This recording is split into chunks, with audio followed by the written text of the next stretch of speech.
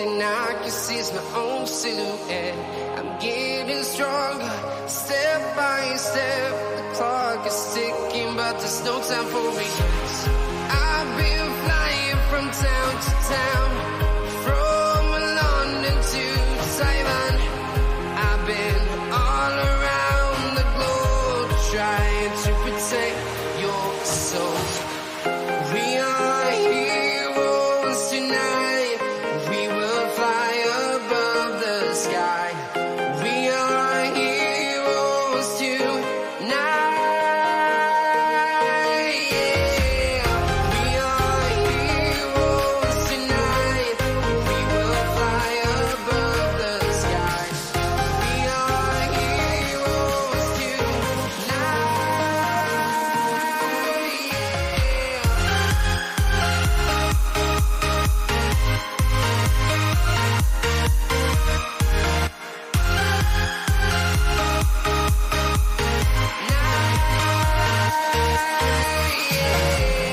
Feel like a dynamite, ready to explode right up in the sky. I need you to listen, I need you to hear, and don't show any fear. I've been flying from town to town, from London to Taiwan. I've been all around the globe trying to protect your soul. We are heroes tonight. We will fly above the sky. We are heroes tonight. Yeah. We are heroes tonight. We will fly above the sky. We are heroes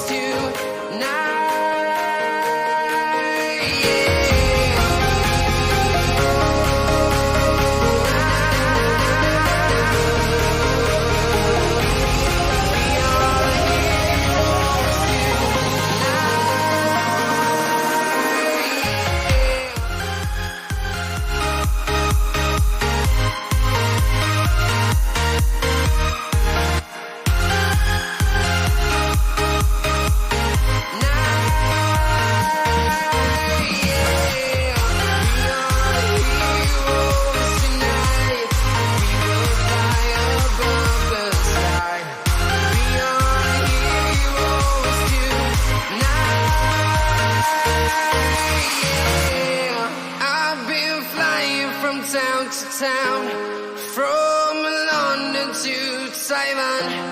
I've been all around the globe trying to protect your soul.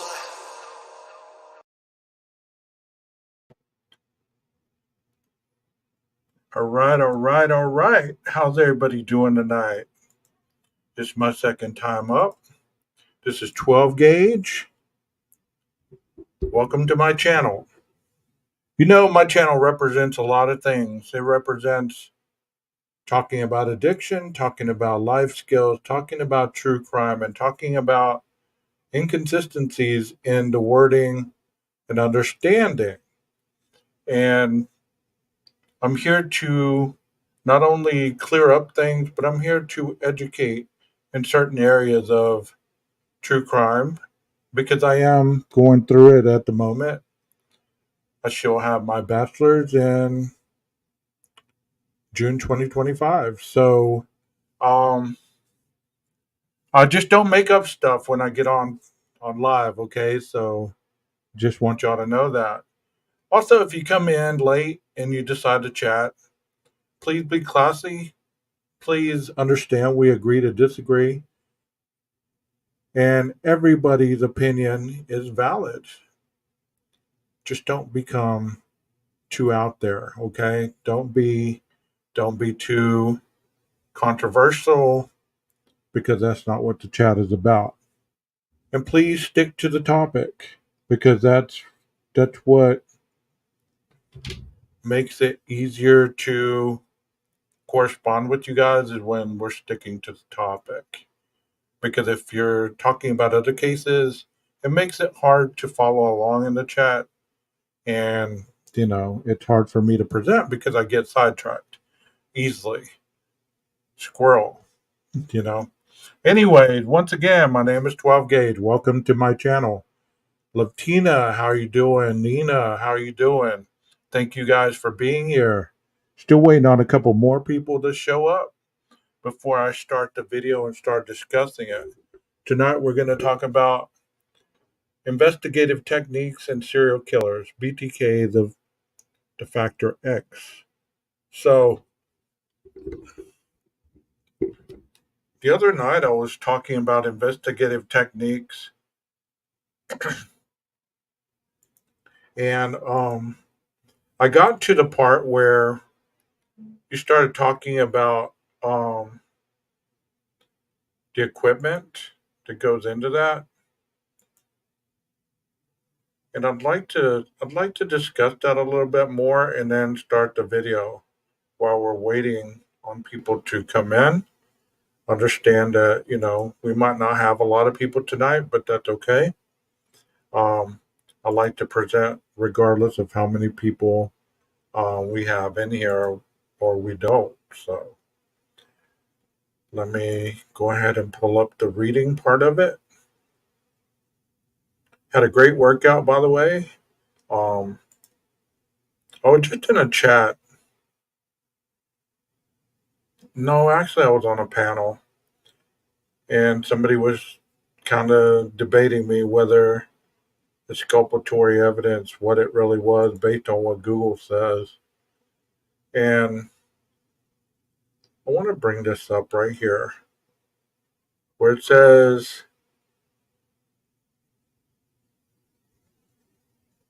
let me find it.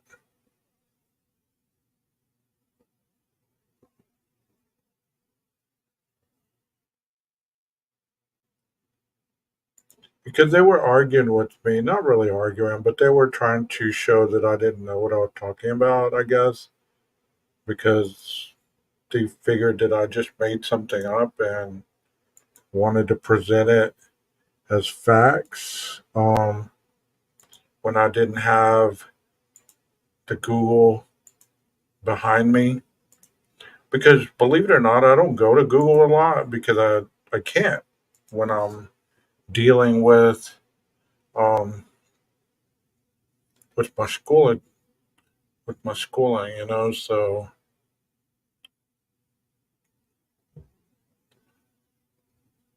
I probably didn't highlight it. So it's going to take me a minute to find it.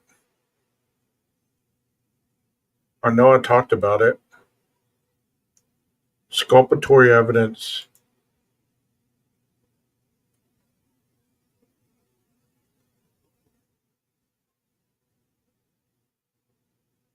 Maybe I didn't. Anyways, I'll get back to it. But I know that this talked about physical evidence being exculpatory. And um, understand that in cases people think that, it's just something that's going to clear. Here it is, right here. It says, an extreme importance to the investigator is exculpatory evidence, discussed in Chapter 1, which is physical evidence that clears one of the blame. For example, having a blood type different from that of blood found at a murder scene. So that was the example that was given. So exculpatory evidence in that regard is based on physical evidence. And then it goes to apply material evidence, relevant evidence, and competent evidence. So it goes into different variations. Welcome, everybody.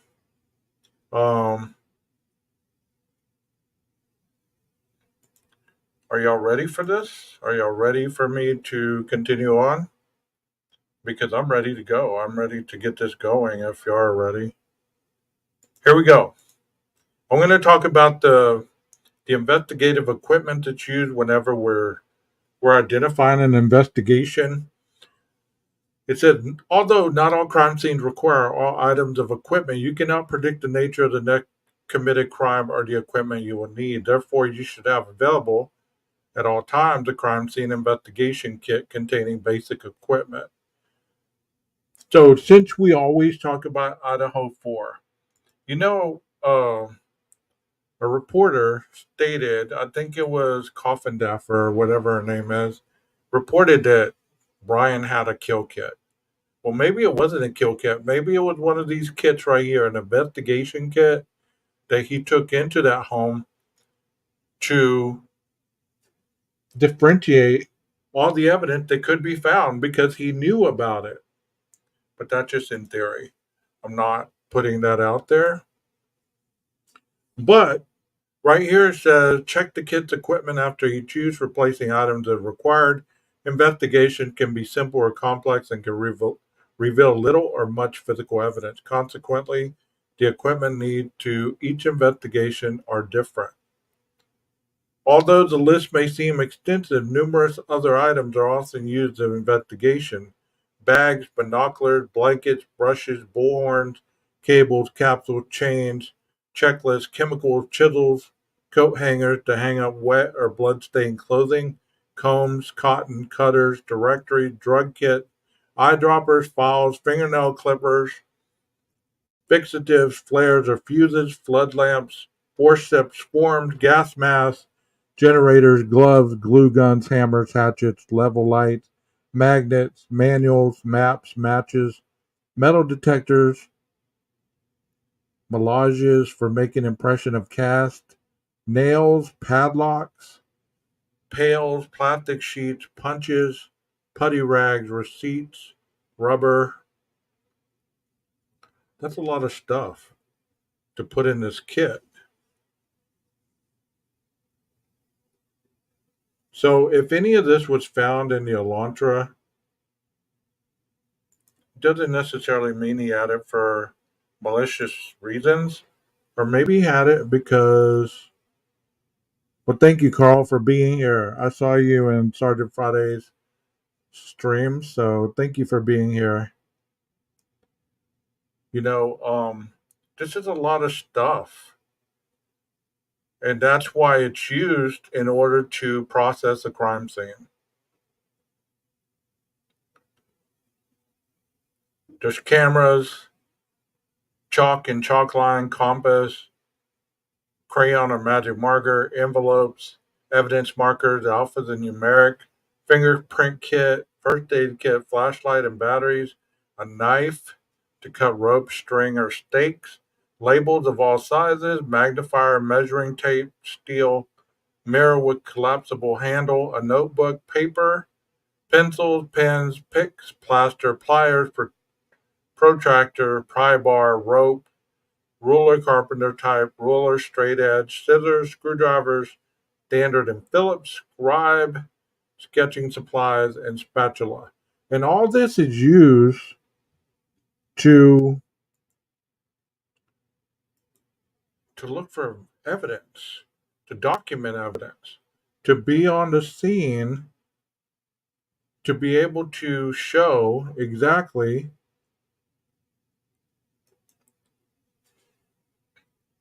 what's needed to build this evidence up.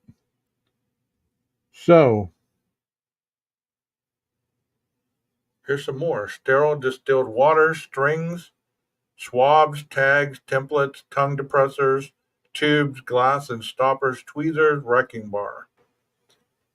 I want y'all to know something, guys. Whenever I'm reading out of this, this is a textbook. Okay, so it's not something that is on Google. It is not something that is written by myself. It is a textbook. So therefore, what's in it has been proven. Okay, so people can challenge it if they want, but I'm just telling you it's a textbook. Saws, scrapers, shovels, side cutters, solvents, sponges, sprays, stamps, syringes, tape, tape recorders, thermometers, tin snips, towels, transceivers.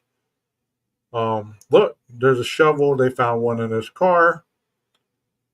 Vacuums, wax wire, wrenches, the blood test kits, gun residue kits, and other field test kits described in Chapter 1 are also used. More specialized equipment for investigation include night vision goggles. Wow, look at that. Metal detectors, electronic tracking system, digital voice recorders, camcorders, and much more. Discussed throughout this section, many departments are able to use forfeiture assets confiscated during drug busts and other law enforcement efforts to purchase specialized investigative equipment. Additional heavy duty, less portable types of equipment, such as large pry bars or long ladders, are frequently found on fire and rescue vehicles and can be used pointly or jointly by the police and fire department. Night vision goggles, because when you're going into a crime scene and it's at nighttime, you know, they don't turn on the lights. So whatever lights are on, those are the lights that they use when they're investigating. They don't turn on the lights. I don't know if y'all understand that. So there's a reason why they would use night vision goggles to be able to see and document. But this wasn't at night. This was during the day. It was actually at 12 o'clock during the day. So they wouldn't have needed all that. So if they found any of this stuff in the Elantra, you just have to ask yourself, why was it in there? Was he using it for his own studies, or was it used in the commission of the crime if he is the one? When you select equipment, you survey the types of crimes and evidence most frequently found at crime scenes in your jurisdiction. Select equipment to process and preserve the evidence you're most likely to encounter. For example, because fingerprints are often found at crime scenes, fingerprint processing equipment should be included in the basic kit. However, you would probably not need to take a shovel along to investigate a rape. That's true. After the basic equipment needs are identified, select specific equipment that is frequently needed, lightweight, compact, high quality, versatile, and reasonably priced. For example, boxes should either nest or be collapsible. Containers should be lightweight and plastic. The lighter and smaller the equipment, the more items can be carried in the kit. Consider miniaturized electronic equipment rather than the heavier battery operated items. Select equipment that accomplishes more than one function, such as a knife with many features or other multi purpose tools. So, let me ask you this. This has never been stated, but if the doors were locked upstairs, could you use that pry bar to get into the room? Because we've never been told that the door was unlocked. We've never been told that the door was open. We're told that the dog was found in Kaylee's room with the door shut. So if Maddie's door was locked or closed, how did he get in there? Did he have a kit with him? Was he or she, was they able to open that door with something that you use to investigate a crime with? Just saying, just asking.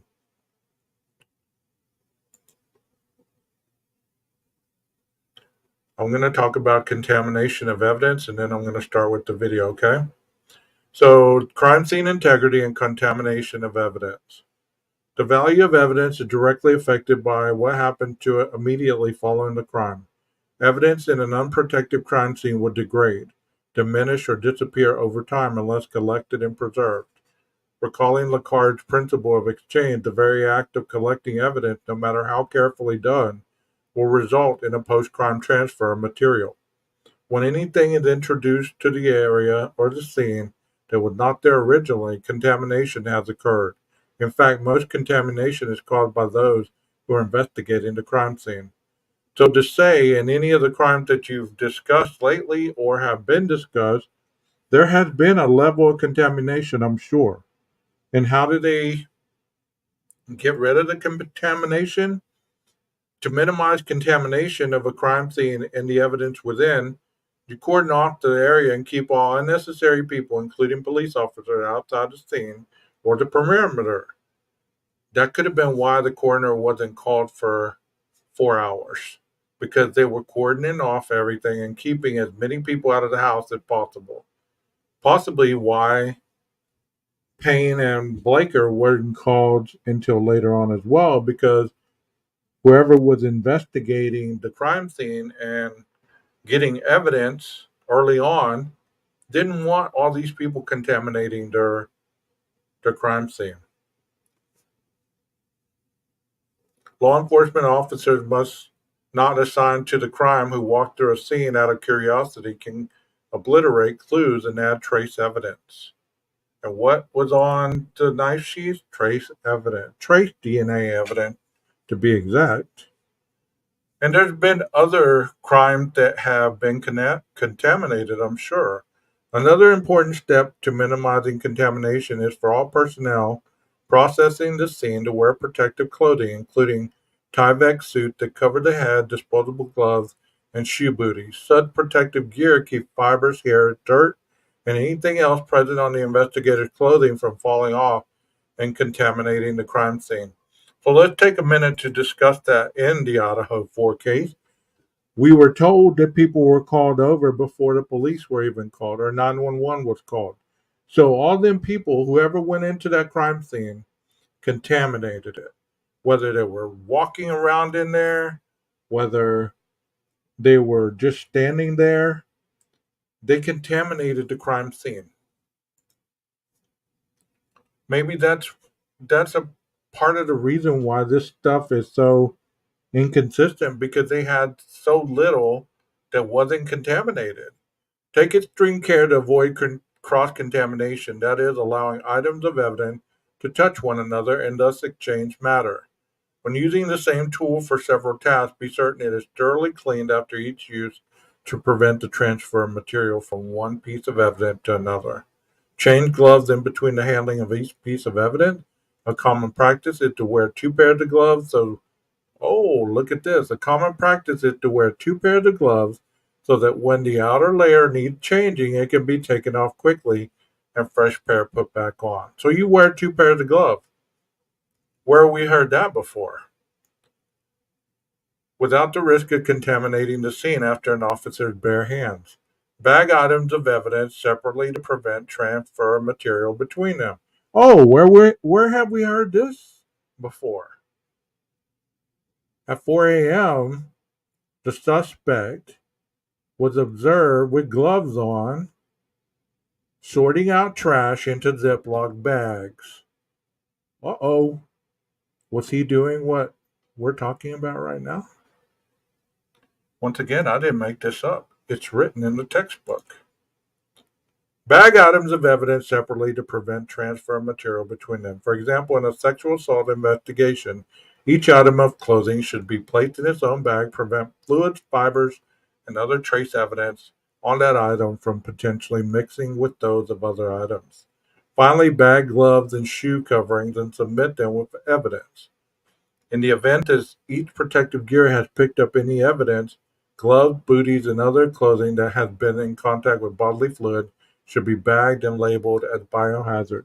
So whenever they went into this crime scene and any other crime scene that is full of materials, what they do is they bag everything that's touched this material so that you don't continue to contaminate blood or any type of other things that are in the crime scene. Make sure the evidence does not lose its value, its integrity, because of the contaminated crime scene. Integrity of evidence refers to the requirement that any item introduced in court must be in the same condition as when it was found at the crime scene. This is documented by the chain of evidence, which is also called the chain of custody. And I discussed this yesterday when I was talking about this. When you're picking up evidence, it's bagged, sealed, and you have a chain of custody either on the envelope or there's a piece of paper that goes along with it that goes into a huge paper bag.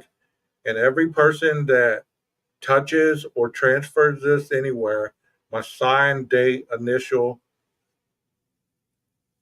that they were a part of the chain of custody. So that if anything is ever questioned, you can know who had their hands on this. And to answer this question right here, Latina, these are the shoes labeled as biohazard. These are the ones that the investigators are wearing. the shoes, the booties, the biohazard suits, all that is taken off before you leave the home and bagged so that if there's any evidence on those, it can be found. Documentation of what has happened to the evidence from the time it was discovered until it needed in court, including every person who has had custody of the evidence and why. And this is very important because whenever the discovery is handed over to the defense, there must be chain of custody forms that go along with that. For whatever reason, there is not a chain of custody form, then you can't use that evidence because there's no telling where that evidence has been. That no matter how strong that evidence is, it will be not used in court in a case because of the chain of custody form not being there or being inaccurate.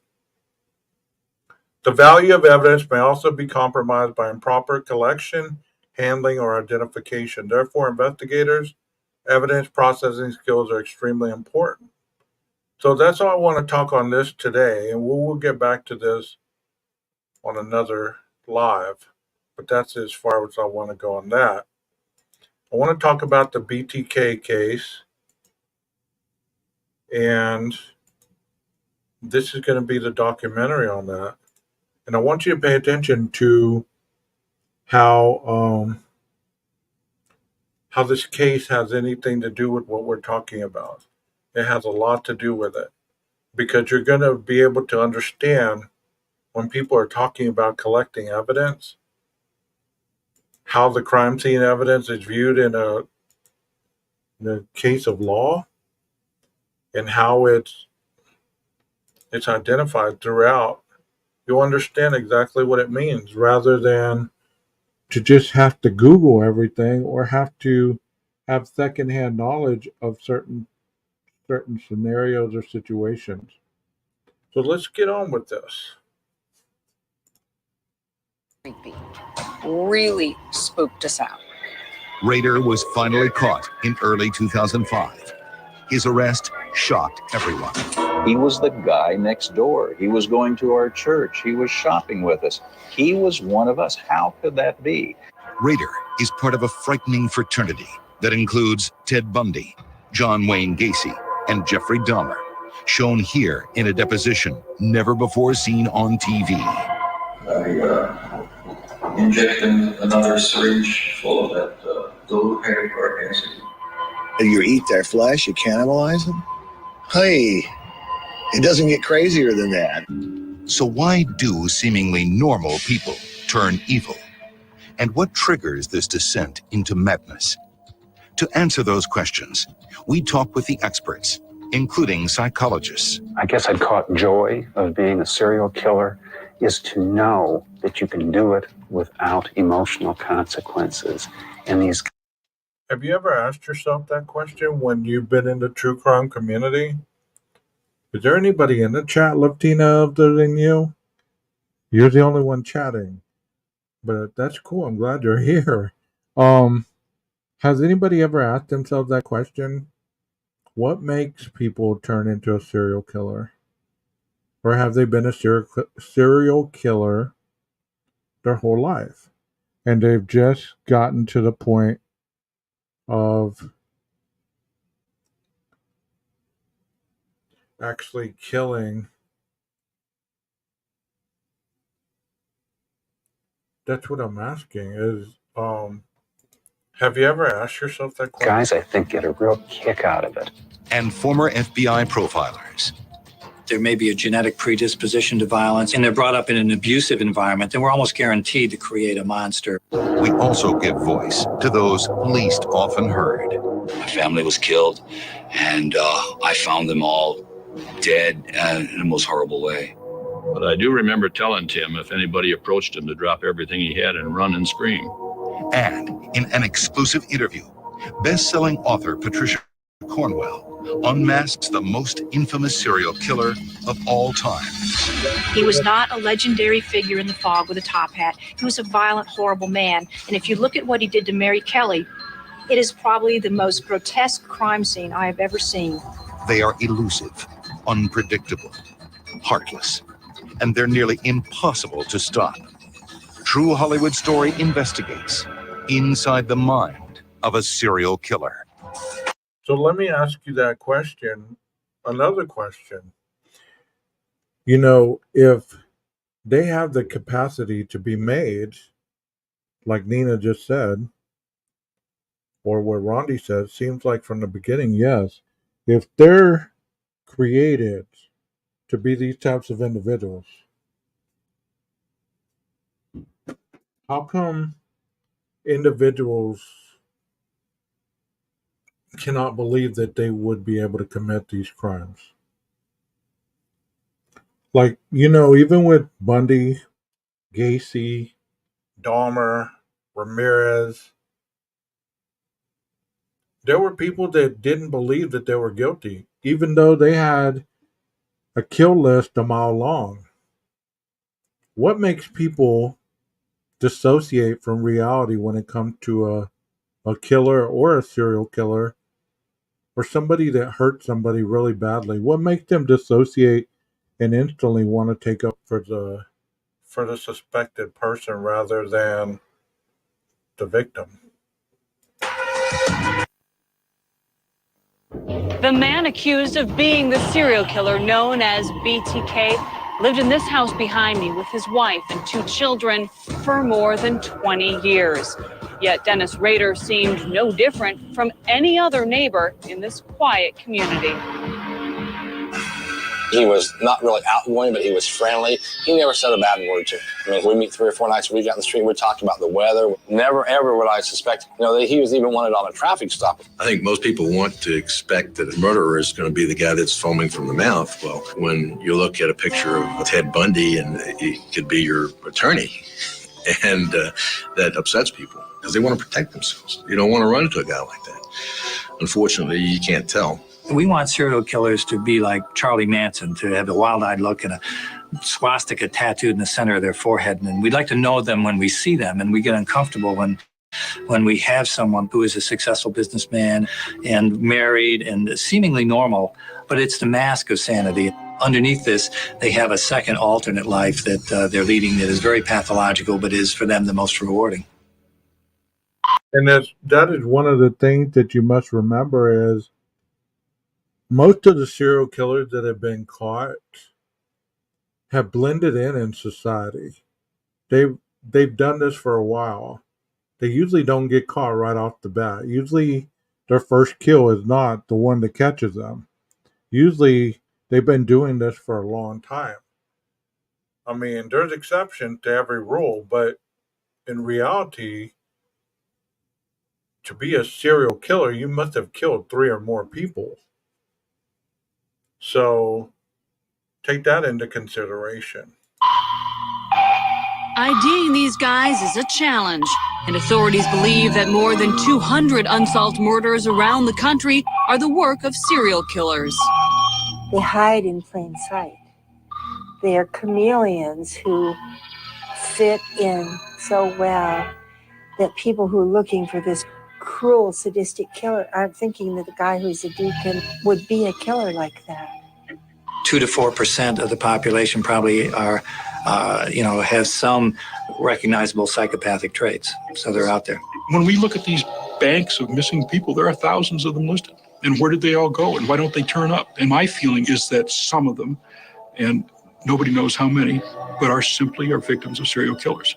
They have been taken off, murdered, and are buried someplace by somebody who is working very efficiently. Serial killers are not necessarily stupid people. So that when you look at a picture on a milk carton, that person may very well be dead, not just missing. Getting away with murder wasn't enough for monsters like BTK. He hungered for more. All that taunting and flaunting and letters and sending photos of the crime scenes and sending victims driver's licenses and ID and this stuff that he did was all about taunting authorities. He wanted to prove that he was smarter. I guess I'd call it joy of being a serial killer is to know that you can do it without emotional consequences. And these guys, I think, get a real kick out of it. Did you hear what he said? Part of being a serial killer is to believe that you can get away with it without emotional consequence, meaning that your high and your thrill is to get away and continue to kill without consequence. How scary is that? Think of the serial killers that they've caught, and if they wouldn't have caught them, how many more victims are associated with those people or would have been? Kill initially for the thrill, like taking a drug for the first time, and they get a high. And then maybe they'll do it again a year later.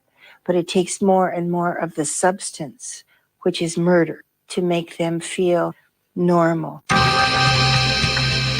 Dahmer became infamous in the early 1990s, but serial killers have stoked the public's fear and imagination for centuries. Serial murder has been with us as long as we've had mankind. I think that it's wasn't recognized for what it was early on. I think if you go back to medieval times, they would find someone horribly murdered, mutilated, and that gave rise to myths of werewolves and vampires and monsters that came out in the night to do this. Those cases were probably serial murder cases that were going on, just not recognized for what it was. Serial killers are the closest personification we have to evil because we can't figure out why they're doing what they're doing. There's a long history of this kind of thing in folk tales like the Grimm's fairy tales, where you had the old witch in the wood who would lure in little children and cook them. So that this kind of story goes way back into history. I think people are fascinated by them. There is something that is completely mind-boggling, I think, about unadulterated evil. In some sense, it frightens us as human beings that another human being can do something so intrinsically bad. Some identify with these serial killers for the wrong reasons. They might like to do it, but they just don't really dare to do it, and they live sort of vicariously. You have guys like Vlad the Impaler, who was the original Dracula, who killed hundreds of people. Now, he did it sort of out in public because he was the prince of the Transylvanian Principality, and so he wasn't being secretive about it. But he nevertheless seemed to take the same kind of delight that a serial killer takes from killing, the same sense of power, the sense of control that these guys get. And so this was, hundreds of years ago. I don't know about you guys, but just listening to the understanding of how many people these individuals have studied and what they're talking about them, that means it could be anybody. It could be anybody. Like BTK was a deacon in a church. That means, you could be walking amongst a person that has the capacity to be a serial killer or a killer, and you might not even know it. Was once the stuff of fairy tales and nightmares came to life in the movies. Hollywood is fascinated with serial killers because normal people are fascinated with serial killers. But we have a fascination with monsters. We always have. We have a fascination with darkness as humans. And these evil folk, we ask ourselves, how did they get to be this way? Is there something in them that's in me? Maybe the most talked about serial killer in history is Jack the Ripper. More than 100 years after committing a string of horrific murders in London, the Ripper lives on in books and films. He was not a legendary figure in the fog with a top hat. He was a violent, horrible man. And if you look at what he did to Mary Kelly, it is probably the most grotesque crime scene I have ever seen. I mean, he brutalized that woman to a point of it's worse than something that you would see in a horror show. It's unbelievable, the violence there. There's nothing glamorous or mythical about it. It's horrible.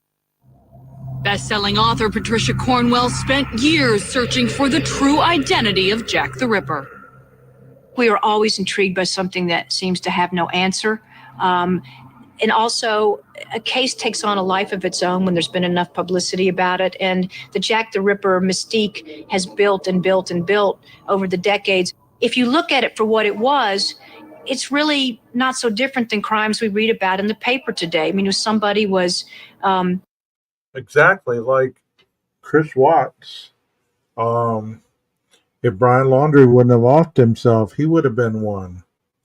It's like you get such notoriety from the public that it's almost It's almost like a endearment in their mind to become a serial killer. Doing blitz attacks on prostitutes in a very poor area of town. It's just that the way he did it is very flamboyant, but the deaths of these women is not very different. I mean, look at the BTK killer. He could just as easily have been Jack the Ripper. Cornwall uncovers evidence she says solves that mystery.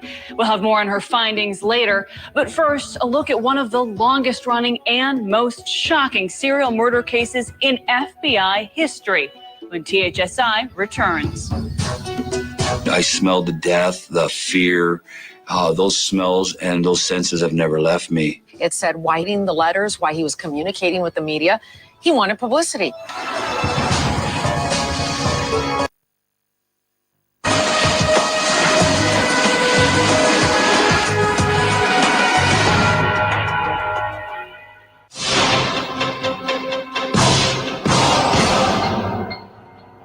Welcome back to THS Investigates. In this house behind me, the serial killer known as BTK began his 30-year reign of terror in Wichita, Kansas.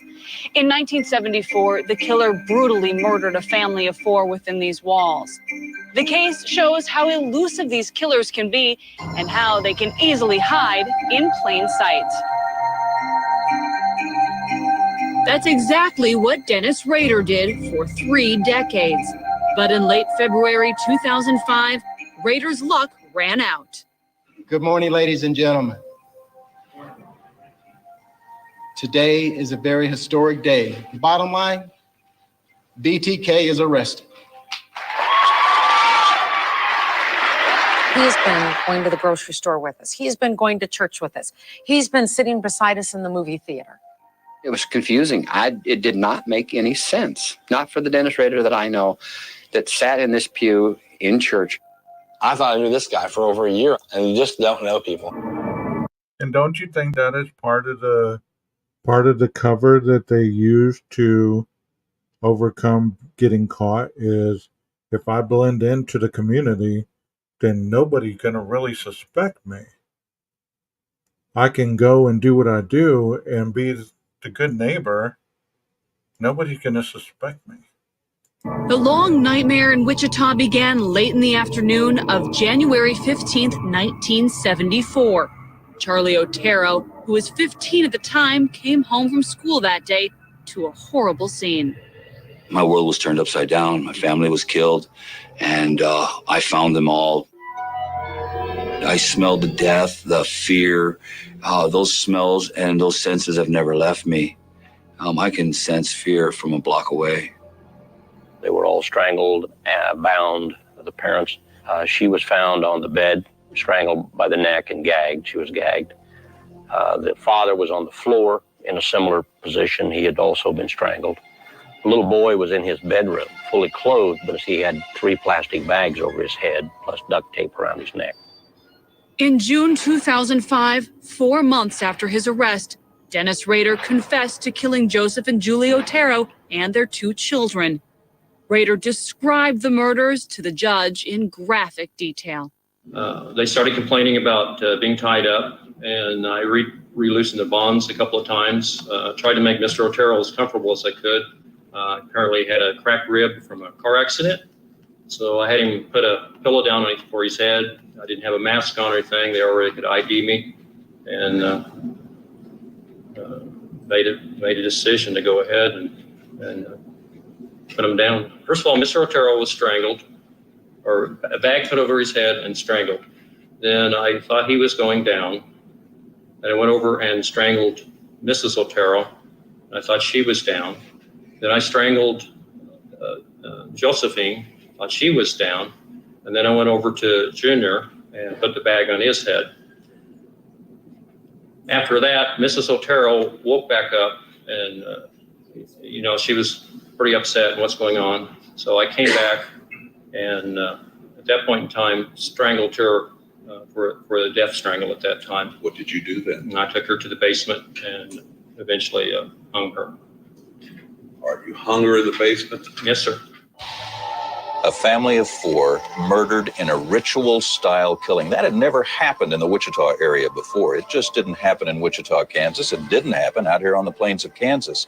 A ritual serial killing was something that happened on the East Coast or on the West Coast of New York or L.A., but certainly... You're right, Nina. Excuse me. No emotion at all. None whatsoever. Just like he's telling you how to bake a cake or how to do your taxes or whatever. No emotion whatsoever. Certainly not in the heartland. So the Otero murder was the first time that we knew we had a crazy person out there. Police were baffled, the community stunned. Why would anyone want to kill an all-American family like the Oteros? My father was a Air Force sergeant, career man. My mom was a homemaker, first and foremost. Her job and her place in life was to take care of us. And she loved it as far as I knew, and she did a good job. My little brother and my little sister were like the stars of the family. It really pains me to think that they didn't get the opportunities that they so richly deserve to live life as God has allowed us to have here on earth. And that's the burn I get, really, that they didn't get the chance. In early April 1974, raiders struck again. The victims, 20-year-old Catherine Bright and her younger brother, Kevin. I had many, what I call them projects. They were different people in the town that I followed, watched. Kathleen Bright was one of the next targets, I guess, as I would indicate. How did you select her? Just driving by one day, and I saw her go in the house with somebody else, and I thought that's a possibility. I broke into the house and waited for her to come home. She and Kevin Bright came in. I wasn't expecting him to be there. I think I had him tie her up first, and then I tied him up. Basically, I moved her to another bedroom, and he was already secure there by the bed. Tied his feet to the bedpost, on the bedpost, so he couldn't run. Kind of tied her in the other bedroom, and then I came back to strangle him. And at that time, we had a fight. When I started strangling, either the parent broke or he broke his bonds, and he jumped up real quick like. I pulled my gun and quickly shot at him, hit him in the head. He fell over. I could see the blood, and as far as I'm concerned, I thought he was down. Went back to finish the job on Catherine, and she was fighting. And at that point in time, I'd been fighting her. The strangulation wasn't working on her, and I used a knife on her. You say you used a knife on her. Yes. What did you do with the knife? I stabbed her. She said either stabbed 2 or 3 times, either here or here. Maybe 2 back here and 1 here, or maybe just 2 times back here. You're pointing to your lower back and your underneath the ribs. And your lower abdomen. Yeah, underneath the ribs. I heard him escape. It could be one of the 2. But What do y'all think about that? Hey, Glitter. What do y'all think about that? What do you think about him describing that so matter-of-factly? It's creepy, isn't it? all of a sudden, the front door of the house was open and he was gone. And I tell you what I thought. I thought the police were coming at that time. I heard the door open. I thought, no, that's it.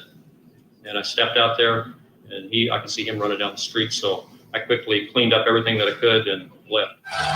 Kevin went for help, called police, and gave a description of his sister's killer to a sketch artist. At the time, Kathy Bright was not tied into or connected in any way to the Otero murder. There were some similarities, but the investigators at the time still were not thinking serial killer type person. No one connected the police sketch to Dennis Rader. Then in late 1974, an anonymous call tipped off reporters to a letter hidden inside the public library. The Wichita Sun printed parts of the letter on December 11th. It said everything. It said the reason why he was killing. It said why he was writing the letters, why he was communicating with the media. He wanted publicity. What authorities didn't know was the letter came from Dennis Rader. He signed his letters BTK, short for his MO, bind, torture, kill. What you're going to hear in this documentary is that he graduated with a degree, a bachelor in criminal justice. I don't know if they say bachelor, but he had a degree in criminal justice, went to the military as well. So, I mean, there's kind of like, it's kind of like the chemist who turned out to be a meth cook. It's like individuals go into certain things, not all. I'm being very general here. It's like people go into things and then instead of using it for good, they use it to harm people. It's kind of like the chemist. You learn chemistry to be able to maybe be a pharmacist or something of that nature, but I'm going to be a meth cook instead to hurt people. Just very, very demented thinking. Rader told the cops there would be more victims. And then is when we became involved with the FBI, asked them for assistance, and with other profilers in the area of serial killers as to who might help us put some kind of an identity together for identifying this, to determine whether or not is he going to do it again, what would trigger him. The case was assigned to the FBI's Behavioral Science Unit, formed just 2 years earlier in Quantico, Virginia. The FBI was the first law enforcement agency to organize a unit and to take an organized and methodical approach to doing this. There are individual cases. If you go back to Jack the Ripper, for example, there was a profile done of Jack the Ripper at the time by a physician, and he described certain characteristics and traits of the killer. But as far as an organizational approach to this, I think the FBI began that. Both FBI agents and Wichita detectives hoped BTK would make a mistake, any mistake. But that's about all they agreed on. We were being told all along that the type of the individual we're looking for is a loner. This is a person that will not fit in. This is a person that will go from job to job. This is a person that cannot maintain any kind of a relationship for any length of time. But we just kept coming back to the fact that we didn't think that was right. At the very early stages of profiling, when we were just really taking a stab at doing this, it was obvious this is a sexually sadistic offender. In March 1977, nearly 3 years after murdering Catherine Bright, Rader killed again. I met a young boy and asked him if he ID some pictures, kind of as a ruse, I guess, or ruse, as you call it, and kind of feel it out. And saw where he went, knocked on the door, and told him I was a private detective. And at that time, I had the gun here, and I just kind of forced myself in. I just walked in, just opened the door, walked in, and then pulled the pistol. The boy's mother, 26-year-old Shirley Vianne, was homesick that day. I told Miss Vianne that I had a problem with sexual fantasies. I proceeded to tie the kids up, and they started crying and got real upset. So I said, oh, this is not going to work. So we moved them to the bathroom. She helped me. We tied one of the bathroom doors shut so they couldn't open it, and she went back and helped me shove it up against the other bathroom door. And then I proceeded to tie her up. She got sick, threw up, got her a glass of water, comforted her a little bit, and then I went ahead and tied her up, put a bag over her head and strangled her. 9 months later. Did y'all hear that? Did y'all hear that? She got sick. He got her a glass of water. Then he tied her up, strangled her. So, in their mind, the narcissism is I'm doing something good for you, but I'm still going to get my need met, which is the urge to kill. I might help you, but I'm going to kill you because I cannot stop myself. 25-year-old Fox became Rader's victim. She was spotted, and I did a little homework. I dropped by once to check the mailbox to see what her name was, and then I just selected a night, which was this particular night, and it worked out. I confronted her, told her there I was had a problem, sexual problem, that I would have to tie her up and have sex with her. She was a little upset we talked for a while. She smoked a cigarette. She finally said, get this over so I go call the police. I said, okay. And she said, can I go to the bathroom? I said, yes. She went to the bathroom and and I told her when she came out to make sure that she was undressed. I handcuffed her, had her lay on the bed, and then I tied her feet. And then I was also undressed to a certain degree. And I got on top of her. So took either her feet were tied or not tied. Anyway, I took the belt and then strangled her belt at that time. This time, Rader reported the crime himself. Yes. Find a homicide, 843, Officer Pershing. Sorry, sir, I can't understand you. What is the address? 843 South Pershing. That's correct. When the officers arrived at that scene, no one had been there. She was on face down, bound, gagged. There was the negligee laying right by her head. She had masturbated into it and laid the semen there by her head. She was laying down, her buttocks was pulled up, her panties were down between her knees and her thighs. By early 1978, the serial killer who called himself BTK had all of Wichita in a panic. The fear was justified. The man who committed 7 brutal murders over 4 years lived and worked right in the community. 32-year-old Dennis Rader had a wife and 2 small children. That was part of his psyche while leading his other life of being a family man in a very disturbing dichotomy of serial killer by night and family man by day. That is interesting, Latina, because like last night I was talking about the truckers. You know, that individual had a wife and 2 girlfriends and little kids, you know? So I don't know if the wife knows or not, or they're in such denial, or they're scared of the financial issue of not having them around if anything happens. I don't know. That would be something to look into. Rader shifted back to his other life as BTK just 1 month after killing 25-year-old Nancy Fox. Then, on January 31st of that year, Dennis Rader mocked police again by sending a letter to the Wichita Eagle. Inside, a chilling poem about victim number 6, Shirley Vian. What is this that I can see? Cold, icy hands take hold of me. For death has come, you all can see. Hell had opened its gates to trip me. But he certainly was not satisfied with merely murdering. He wasn't satisfied with merely causing pain in people's lives. He wanted some notoriety for it. Some serial killers want the infamy of what they're doing known. They want to terrorize the community as well as their victims. And this certainly was what BTK was about. And it's fueled by the narcissism, which is his need to be important, to believe, and to him to reinforce that he's smarter than everybody else. He's outsmarting the police, terrorizing the community, and this is all very heady, very intoxicating stuff. It turned out the letter was postmarked 9 days earlier and mistaken for a Valentine. The letter had been missent and ended up in their mail room in the wrong place, and they didn't know they had it, so the Eagle didn't publish any story about it.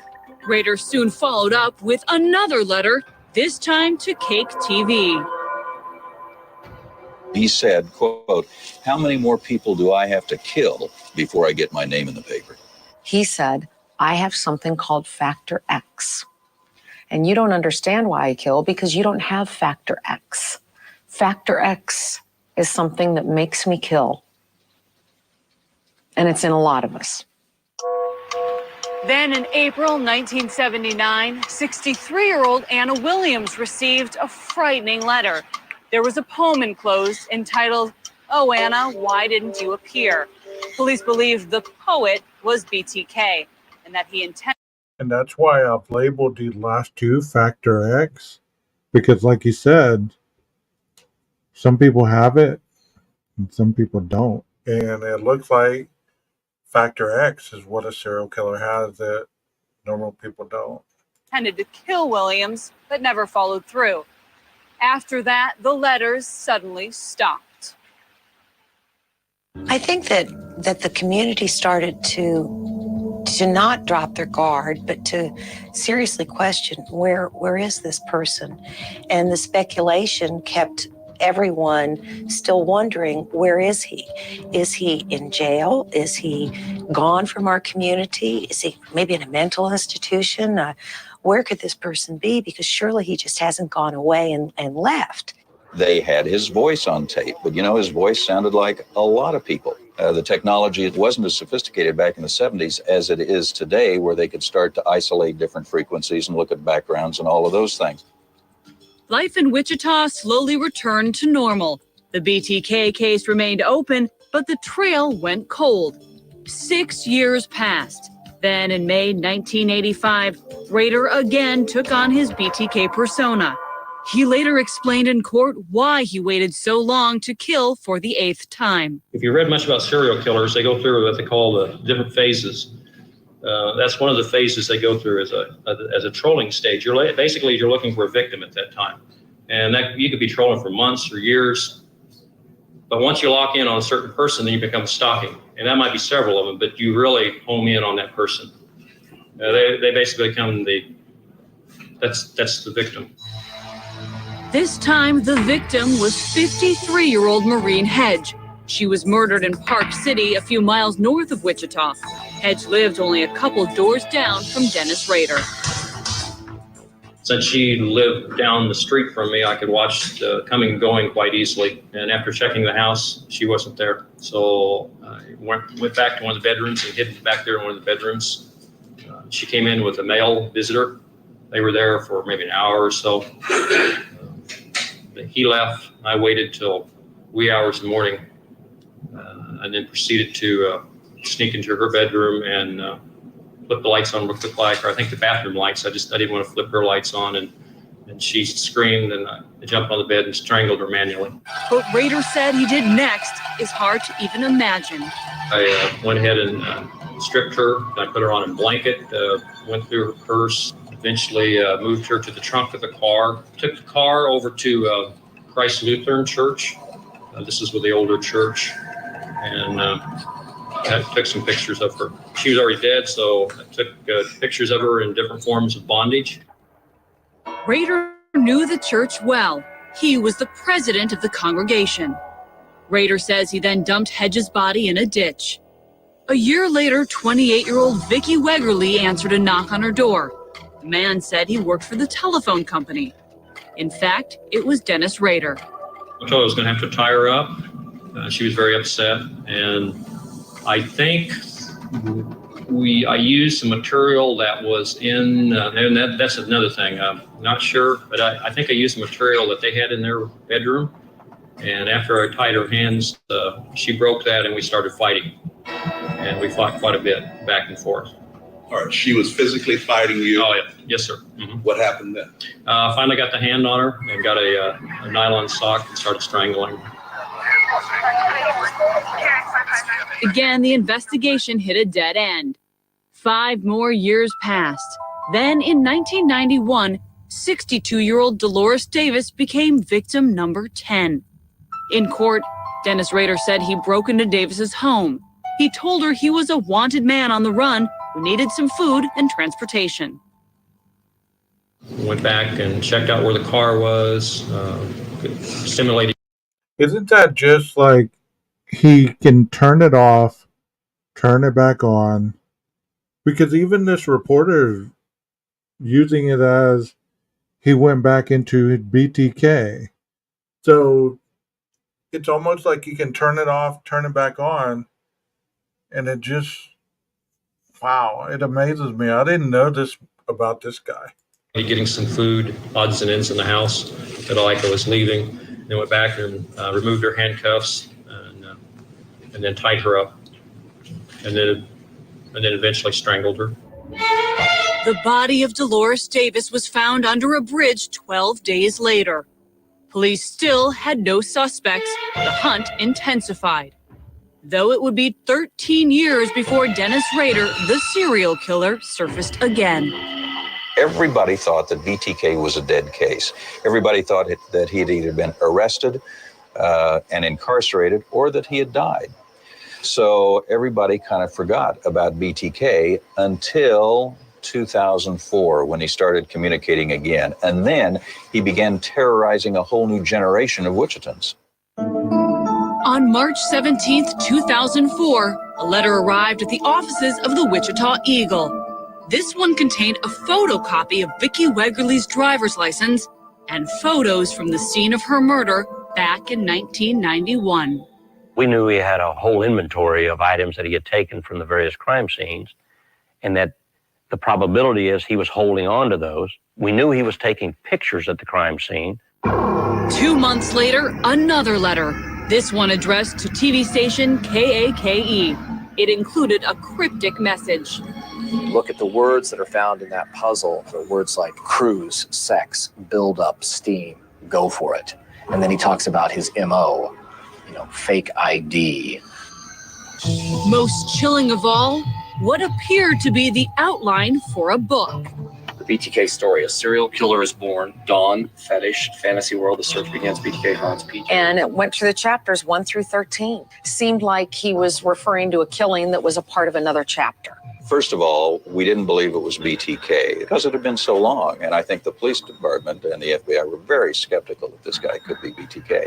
But obviously he began enclosing information that only BTK would know about, including items from the victims, pictures that only BTK would have taken. And then everybody was just really taken back. My God, the story has started up again here. So he was dormant and he resurfaced after 25 years. Wow, that is something right there. To resurface after 25 years. It's almost like the urge, whatever he used to turn that killing off, after 25 years, something was not working and he had to turn it back on. Here we go again down this same path. How could this be? He started giving us trophies back, which was totally contrary. Here he'd saved these things for 25 years plus, and now he started leaving them out. Not only did he give them back, but he left them out in such an area of town where they could have literally been picked up and thrown away. I mean, someone could have walked right past them. Over the next few months, the letters and packages kept coming. They were left at drop points or sent to the media. Every time we got a letter, we'd give it to the police department, but we'd also do several stories on it. He'd respond again. We'd get a letter. The police department would respond to the letter, have a news conference. Then he'd respond again. In December 2004, a suspicious-looking plastic bag turned up in a Wichita park. Cops found a driver's license belonging to Nancy Fox, victim number 7.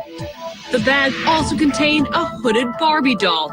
The feet were tied together with pantyhose. In the beginning, he was trying to figure out his identity, who he was. Now, I think this last time, he was trying to tell his story. He's trying to tell us who he was. In January 2005, Rader upped the ante. He sent a postcard to Cake TV with a very personal message. And then it said, to the news team, thank you for getting the message out. And then it said, P.S., sorry about Susan's and Jeff's cold. My co-anchor and I had colds, and we referred to our colds on the air. Really creepy, really spooked us out. When you compare the first... As Heather says, the original creeper. The original creepy guy. Dennis Rader, man, this dude is a piece of work. Communications to this last year's communication, you'll see a definite change in his tone. The first communications were full of anger. They were full of rage. He just almost wanted to reach out and hit you through his communications. And the later communications, the ones that we started receiving here in the last year or so, there was a tone change. He had a pattern in mind. That February, another TV station, KSAS, received what was called the 11th communication from BTK. But this time, he made a serious mistake.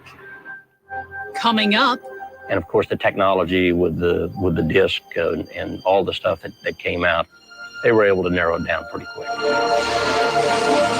This is the mistake he made that got him caught.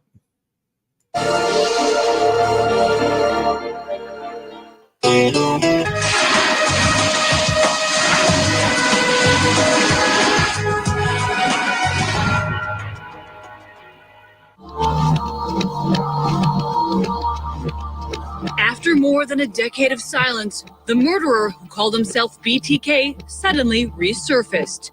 Beginning in March 2004, he sent a series of letters to media outlets in Wichita. Then on February 16th, 2005, a computer disk arrived here at local TV station KSAS. The station reported receiving the disk that day, but gave no more details at the request of police. It was the break cops had been looking for. The disc had been sent to the Fox station in a manila folder, and they photographed it, and then they turned it over to law enforcement.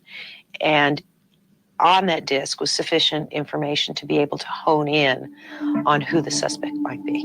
With the sophistication of computer software and all that stuff, they're able to plug in a lot of information at the same time. And of course, the technology with the disc and all the stuff that came out, they were able to narrow it down pretty quick. The source of the disc? A computer at Christ Lutheran Church in Wichita. On February 25th, police arrested 59-year-old Dennis Rader, the head of the church council. There was no basis to believe that there was any accomplice, that there was anybody else involved, and that Dennis Rader was BTK. And upon his arrest, it became as crystal clear as it could be that Dennis Rader was BTK. Before his arrest, detectives subpoenaed the medical records of Rader's 26-year-old daughter.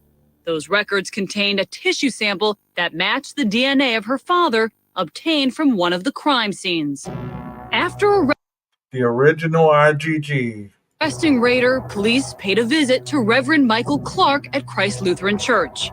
It was a day Clark will never forget. I was just getting ready to go to lunch, and I just happened to see these 4 officers coming to the door, and I didn't even know who they were until I went to the door and I opened up and I saw a badge hanging from Lieutenant Bridges' belt, and that's when I knew that it was somebody from the police department.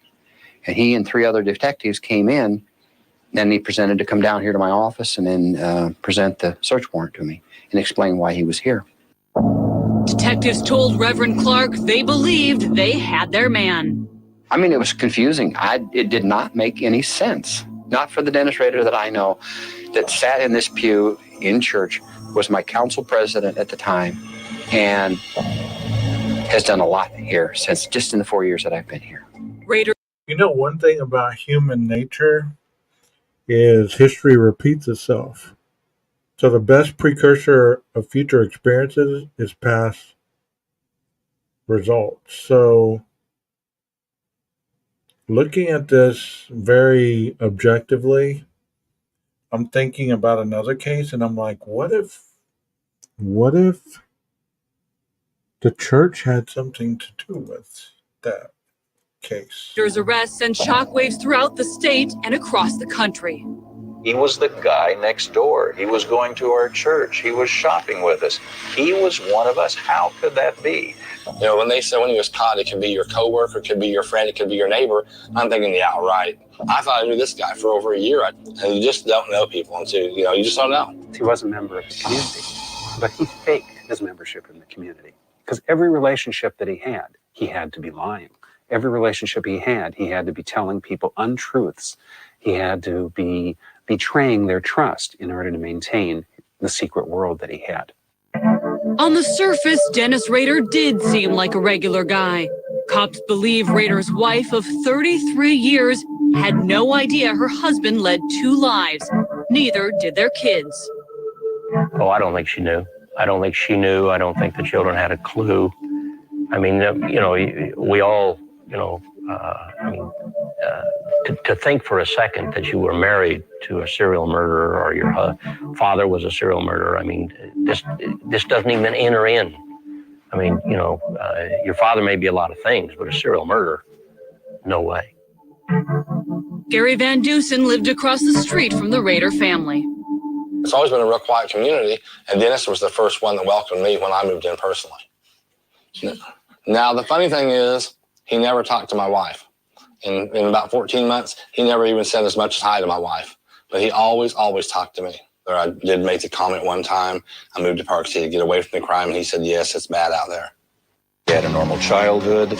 From all accounts that we know of in Wichita, he graduated with a criminal justice degree from Wichita State University. He had a stint in the military, and he held a number of jobs. He was apparently a kind of a guy who liked to control things in many ways.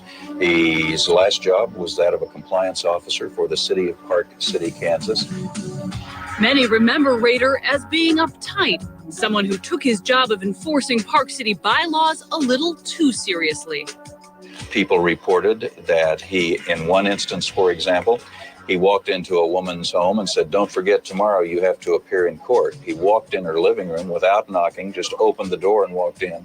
I have heard, from people that I know here in Park City that he would go out and measure the grass with a yardstick. If it got so high, he'd write him a citation. At his arraignment on May 3rd, Rader was asked to enter a plea. He refused. The judge entered a plea of not guilty on his behalf. Then, where have we heard that before? Have we heard that before in another case? Asking for a friend. and on June 27, 2005, Dennis Rader returned to court and changed that plea. How do you plead to these 10 counts? Guilty. All right, are you pleading guilty because you are guilty? Yes, sir. Up next, we go to Oakland County, Michigan, where the FBI is investigating a series of murders involving the worst kind of predator. People look upon children as being absolutely innocent. They look upon the people who kill them or prey upon them as absolutely evil. And later on, THS investigates inside the mind of a serial killer. Among his collection of items was a book on how to be a serial killer. Page 118.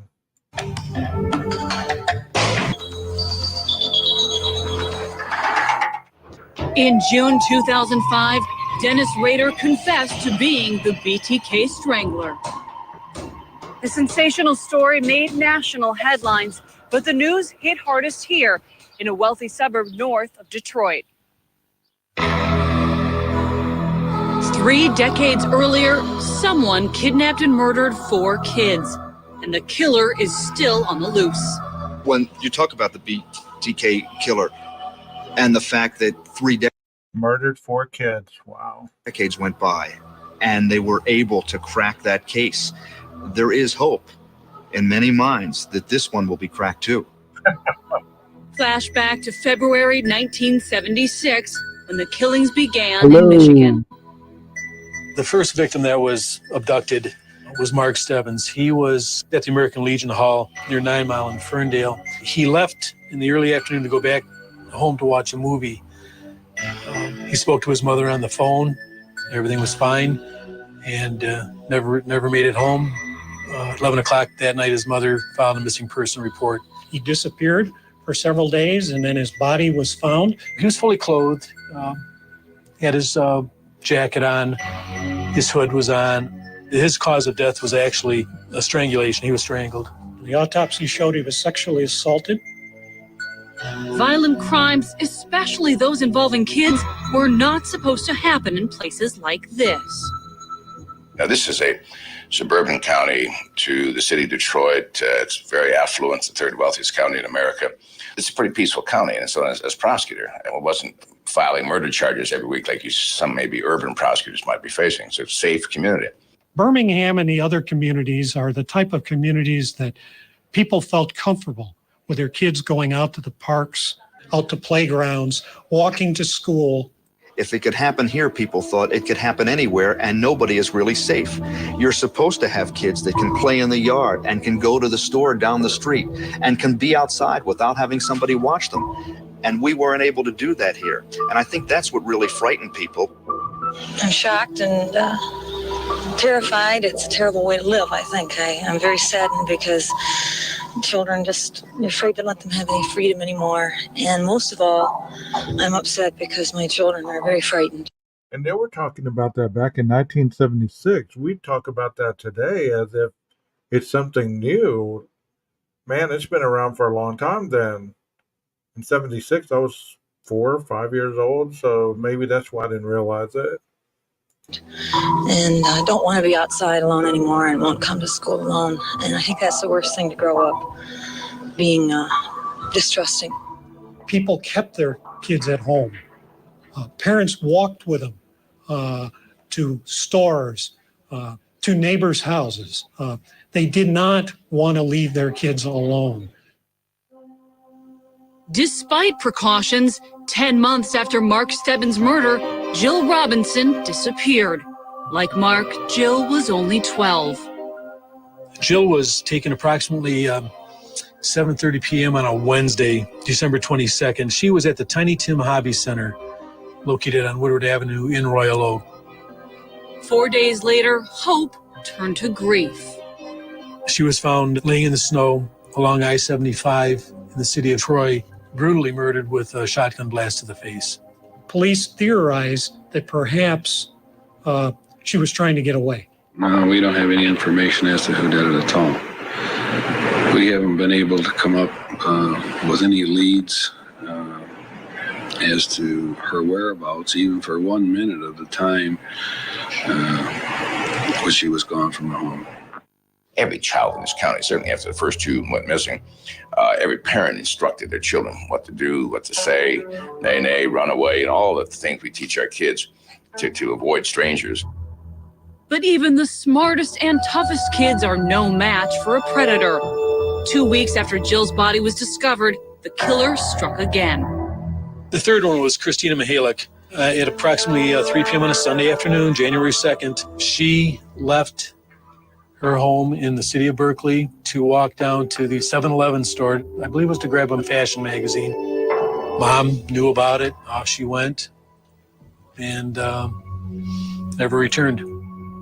18 days later, the body of 10-year-old Christine was found on a rural road in an area known as Franklin Village. She was fully clothed and had been smothered to death. By late January 1977, the investigation included hundreds of local cops, state troopers, and FBI agents. There were few good clues and no suspects, but all three murders did have one thing in common. Certainly there's evidence that she was kept clean during that time. The medical examiner said her body was exceptionally clean. So all these things that that you're hearing about this case, does it make you wonder about other cases that you've heard? I mean, have you ever dug that deep into some other cases to, that you do have information on? I'm not talking about the ones that you don't have information on, but the ones where the killer is actually caught. Have you dug into the specifics of their patterns, of their motive, things of that nature?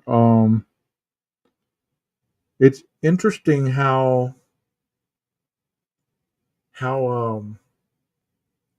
individuals follow MOs or methodology or modus operandi, and it's very interesting. If you look at somebody's MO, you can kind of figure out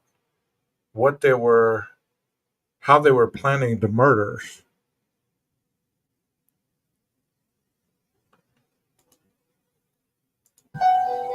Perpetrator or perpetrators clean the bodies not because they were some clean freak. They just you get rid of evidence.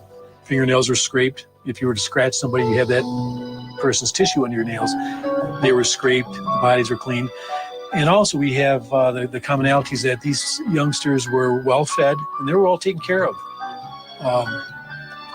Other than that, they were murdered at the end of their stay. Children were, obviously duped into some sort of a situation, whether he was disguised as a policeman, disguised as a priest. He gained the confidence of these kids. But these kids weren't killed instantly. They were held a couple of days. So we had to decide, well, where did he have that kind of access to imprison these children? He has the capacity to store or keep his victims for a number of days without being detected. It can be anyone, and I think we all think, and I've said this in many of the press conferences, that it's some dirty old man handing candy to a child. That's not the case in this instance. This person is a trusted individual. It could be a public official. It could be people of the clergy. It could be a doctor. It could even be police people. Wow. So do you think he used his power as a pastor um, to lure these kids in and kept them somewhere where nobody would be able to find them and did what he did with them? I mean, it just, oh man, it's just terrible. I didn't realize BTK was this type of killer, man. I really did. I mean, I knew he was a bad one, but I had no idea. I don't know about you guys. Pressure to catch the killer intensified. The evidence suggested the same person committed all 3 crimes. We're doing a number of things that we can't release right at this time. I still feel the most important aspect is the investigation and get this animal off the street. Well, serial killing in itself is traumatic on any community. A child serial killer, certainly the more vulnerable the victim, what really touches society in a strong way. Defenseless child who can't understand the nature of the danger they may be in, can't protect themselves. In my history as a newspaper reporter, the only killings I've ever seen that I thought might inspire a lynch mob or something like it have been the murders of children. People look upon children as being absolutely innocent. They look upon the people who kill them or prey upon them as absolutely evil. And there just is no either pity or excuse for killing a child. In March 1977, panic turned to near hysteria. A 4th child was abducted from a supermarket parking lot. Authorities knew there wasn't much time. 11-year-old Timmy King had only days to live. We pushed the limits of the Constitution when it came to search and seizure. In February 2005, cops and FBI agents in Oakland County, Michigan, pored over police reports and thousands of tips, trying to solve a 30-year-old murder mystery. Cracking any cold case is a challenge, and this one took investigators back to the mid-70s, when 3 kids were abducted and brutally murdered over the span of just a year. By March 1977, a 4th child was missing. Approximately 8:30 p.m. Wednesday, March 16th, Timothy King left his home in Birmingham to walk to a store. Timmy's father, Barry King, has never spoken publicly about that terrible day.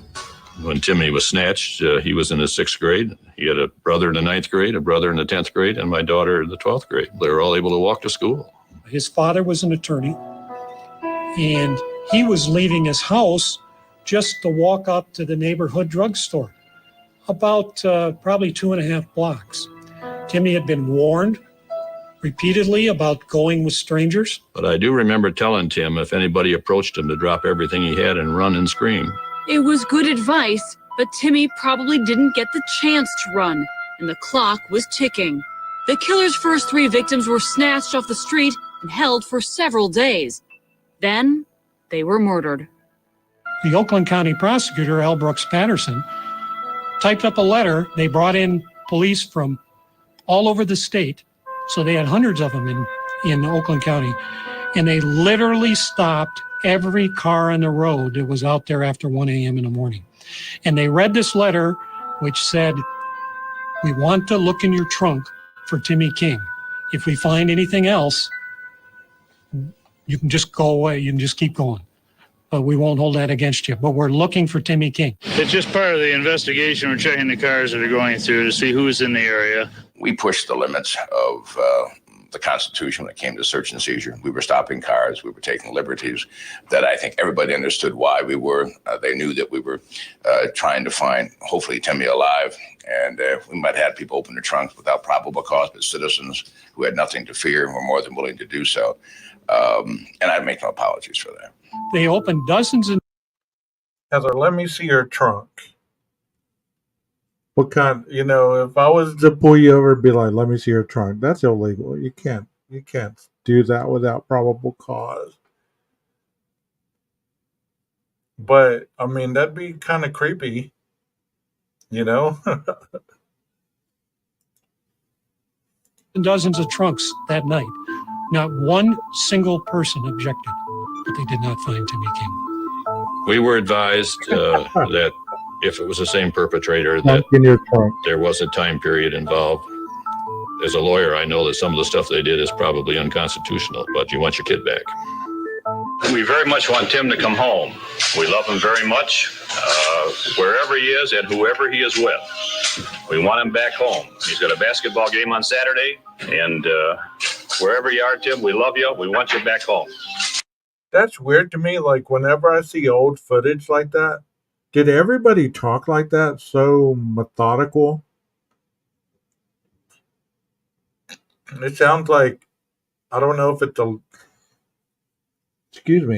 the microphone quality or the camera quality. But a lot of footage that I see of people from the 70s, they all talk like that. The grief-stricken family appealed to a local newspaper for help. Timmy King's mother had given the Detroit News a letter to publish. We published it across the front page of the Sunday newspaper, and it was a plea to the kidnapper to return her son. She described Timmy, what a great student he was, an athlete, and they said if he were home today, he'd be having his favorite meal of Kentucky Fried Chicken. But as hours turned to days, hope faded.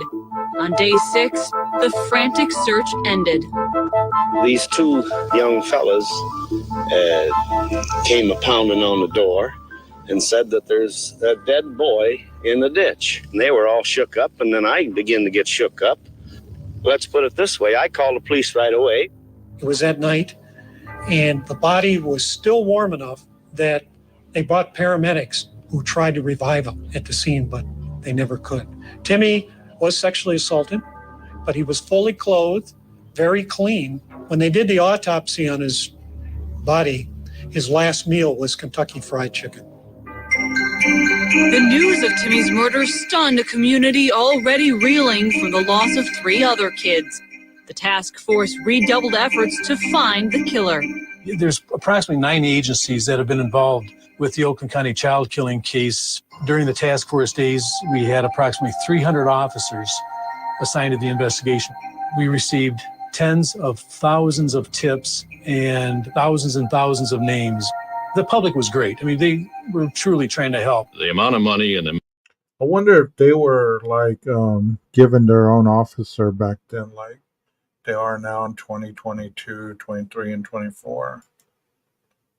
If they had, if you called in to give a tip, if they got back with you, or they even interrogated people differently. amount of time and the amount of people who worked on finding Tim is just amazing, and I have nothing but admiration for the people who participated in that. Police followed up on hundreds of leads, but the killer was never caught. The following up on tips, it's just a terribly monotonous job as far as the officers are concerned. Right now, you don't have anything really to charge forth on this. No, not one of those cliches that will make an arrest in 24 hours or anything like that. The task force days, of course, stopped. The investigation wasn't solved, but it wasn't forgotten. Nearly 30 years passed. Then came the BTK arrest in Wichita. That turned the heat back on the Michigan case. That gave us some new light. It gave us some more publicity. My recent activation of the case, we've had about 250 new tips come in. It was during the same time period in the late 70s. BTK went unsolved. However, the difference between that case and the Oakland County child killing case is that the BTK killer taunted the police, let us know that he was still out there. This is a cold case. Hopefully it can be solved. I firmly believe it can be, but I have a responsibility. I have to give these families some closure to some extent. We have tens of thousands of files in this particular file cabinet were tips numbered 17,200 to 17,224. This room, we have composite drawings on the wall. of some of the characteristics as one of the suspect composites that we put various appearances, glasses. Sergeant Gray works closely with FBI agents and Detective Sergeant David Robertson. For Robertson, the case hits especially close to home. My father was assistant district commander in charge of the detective bureau for the state police. And I saw a lot of notes in familiar handwriting, which was my father's handwriting. So it was interesting to see a lot of this information and things that I know my father had looked through. I think it would be wonderful if we could say we solved this case, and I think my father would just be ecstatic to know that the case was finally solved. I can tell you that every time I pass by one of the spots where one of those young children was found dead, Christine Mihalich on Bruce Lane, I look at that spot and I remember standing there and covering the story and how I felt back then. And I never take my eyes off that one spot, and it's still there. There's a lot of growth around, there's life around, there's a subdivision around. It's been over 2 decades, but that one spot still, in my eyes, remains there untouched. And I can visualize those stories. We were affected by it. Everybody was affected by it. How could you not be affected by it? Like if you stumbled upon a dead body, or you were in a professional capacity where you had to,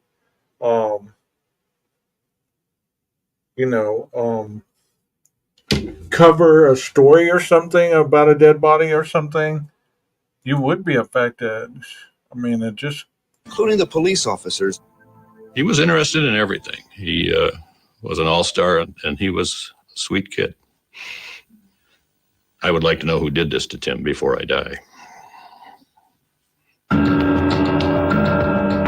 But justice isn't the only thing on the line in Oakland County. There may be more that than we initially thought in our original task force days. There were several other children during that time period that were abducted. It's a terrifying thought. A monster who preys on children still on the loose after 30 years. Up next, a look at 2 of the most notorious serial killers of all time. Maybe they hold a clue to solving the Michigan murders. I spent over 600 on Gacy. I saw him on death row. I was there the night he was executed, and I helped assist in his autopsy. And still to come, never before televised Jeffrey Dahmer. Why you actually took the lives of your victims?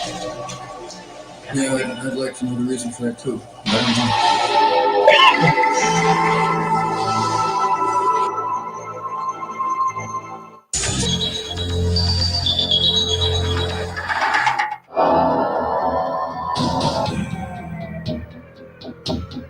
The string of murders in Kansas and Michigan are grim reminders that serial killers can strike anytime, any place. Yet for many people, there's a strange fascination attached to these outcasts. That was certainly true with Ed Gein, an unassuming Wisconsin farmer who turned out to be the original psycho. Ed Gein is the superstar of serial killers in a way, because he actually wore their skin and ate their flesh and stuff like that. It's insane. You murder somebody and you wear their skin? It's nuts. That's, you eat their flesh, you cannibalize them? Hey, it doesn't get crazier than that. It's beyond being human. Ed Gein's father died in 1945. 5 years later, Gein's mother passed away. Ed boarded up her room and preserved it as a shrine. And he's a nice man, just like anybody else. The only difference I'd say in the man, he seems to be a little odd. A little? A little odd? Come on, bro. I mean, I don't know very many people that kills people and wear their skin. I just don't. I might be looking in the wrong places, but odd would not be the word I would use. Odd, yeah. He's sort of the poster child. If there is any such a thing as a typical sort of background or history, Ed Gein has it with the abusive childhood and a very domineering maternal figure in his life. Gein soon started digging up fresh graves. He skinned the corpses to make clothing and household articles. Around the same time, police in Wisconsin began looking into a series of missing person cases. Investigators later found the remains of 15 women in and around Gein's farmhouse. Oh, God, Mother! Blood! Blood! Gein's story inspired the horror classic Psycho. The film, directed by Alfred Hitchcock, starred Janet Leigh and Anthony Perkins.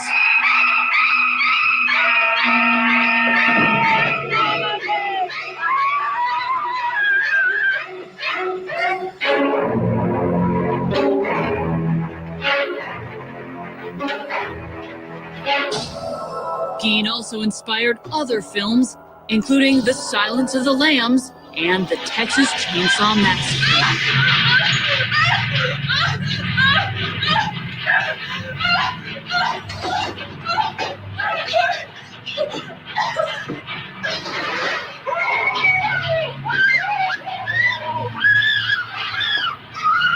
And Put the lotion in the basket. Gein was really the first serial murderer that had nationwide attention. The fascination of what these people do to human beings is something even life can't describe.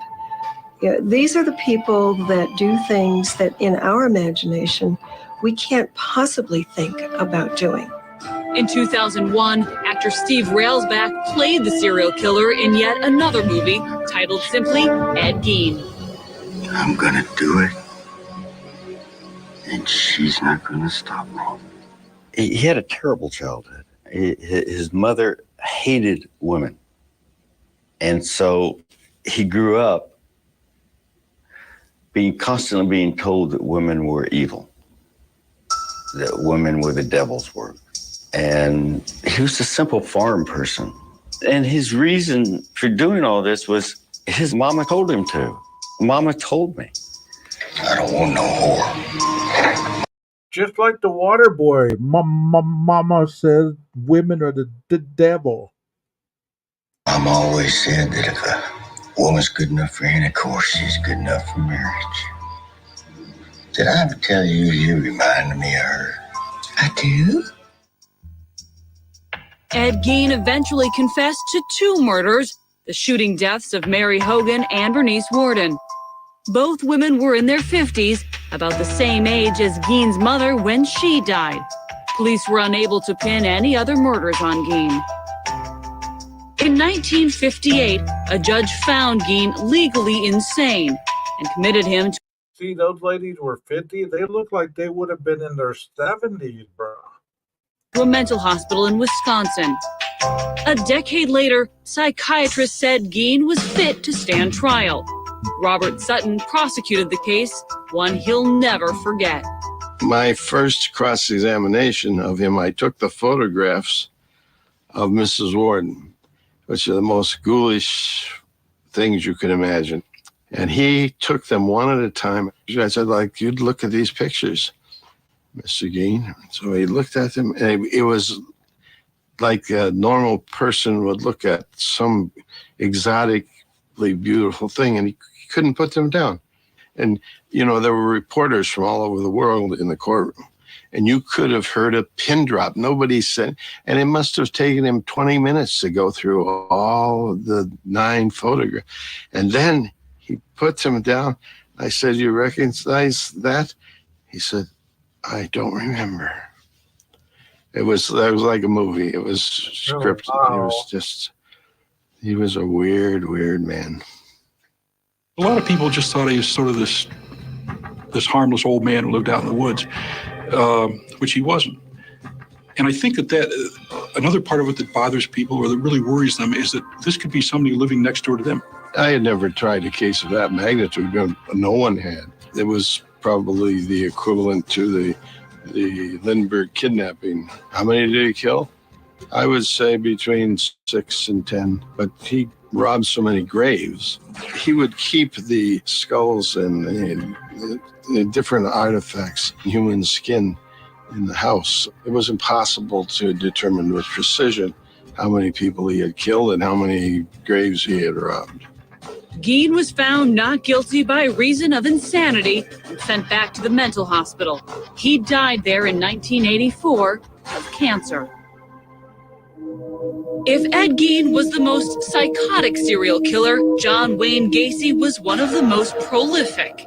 Between 1972 and 1978, the building contractor and divorced father of two raped, tortured, and murdered at least 33 teenage boys in the Chicago area. Like Gein, Gacy created a shop of horrors inside his own home. After Gacy was arrested in 1978, investigators dug up 31 bodies, most of them buried in a crawl space under his suburban house. Isn't this the clown? Him and Dahmer had the same MO. They were keeping the bodies under the home. 2 other bodies were found in a nearby river. John Wayne Gacy didn't capture our imagination because he was so gruesome. He captured our imagination because he was so, quote, apparently normal, end quote, and doing all these strange things. In fact, many neighbors thought of Gacy as an all-around nice guy who liked to help kids. John Wayne Gacy is an example of another guy who's kind of at the high end of the social competence, married and has a business and is involved in politics. Yet at the same time, he was raping and murdering boys and involved in necrophilia and all of these things. In 1980, Gacy was convicted of all 33 murders, the most in U.S. history. Make no excuse. Give Gacy the juice. 14 years later, Gacy died by lethal injection in Illinois' Statesville Correctional Center. He was 52. I was there the night executed, and I helped assist in his autopsy. When you ask a serial murderer why they kill, they look at you as if, why are you asking me that question? Why? I mean, I just killed them. Coming up on THS Investigate, a chilling encounter with a serial killer never before seen on TV. The other procedure that you utilized was to drill holes through the bone. I thought the clown was creepy, but this guy right here, after watching the documentary on I think Netflix it was, man, I didn't realize this dude was like he was either. I thought he was, different, but whoa. Through the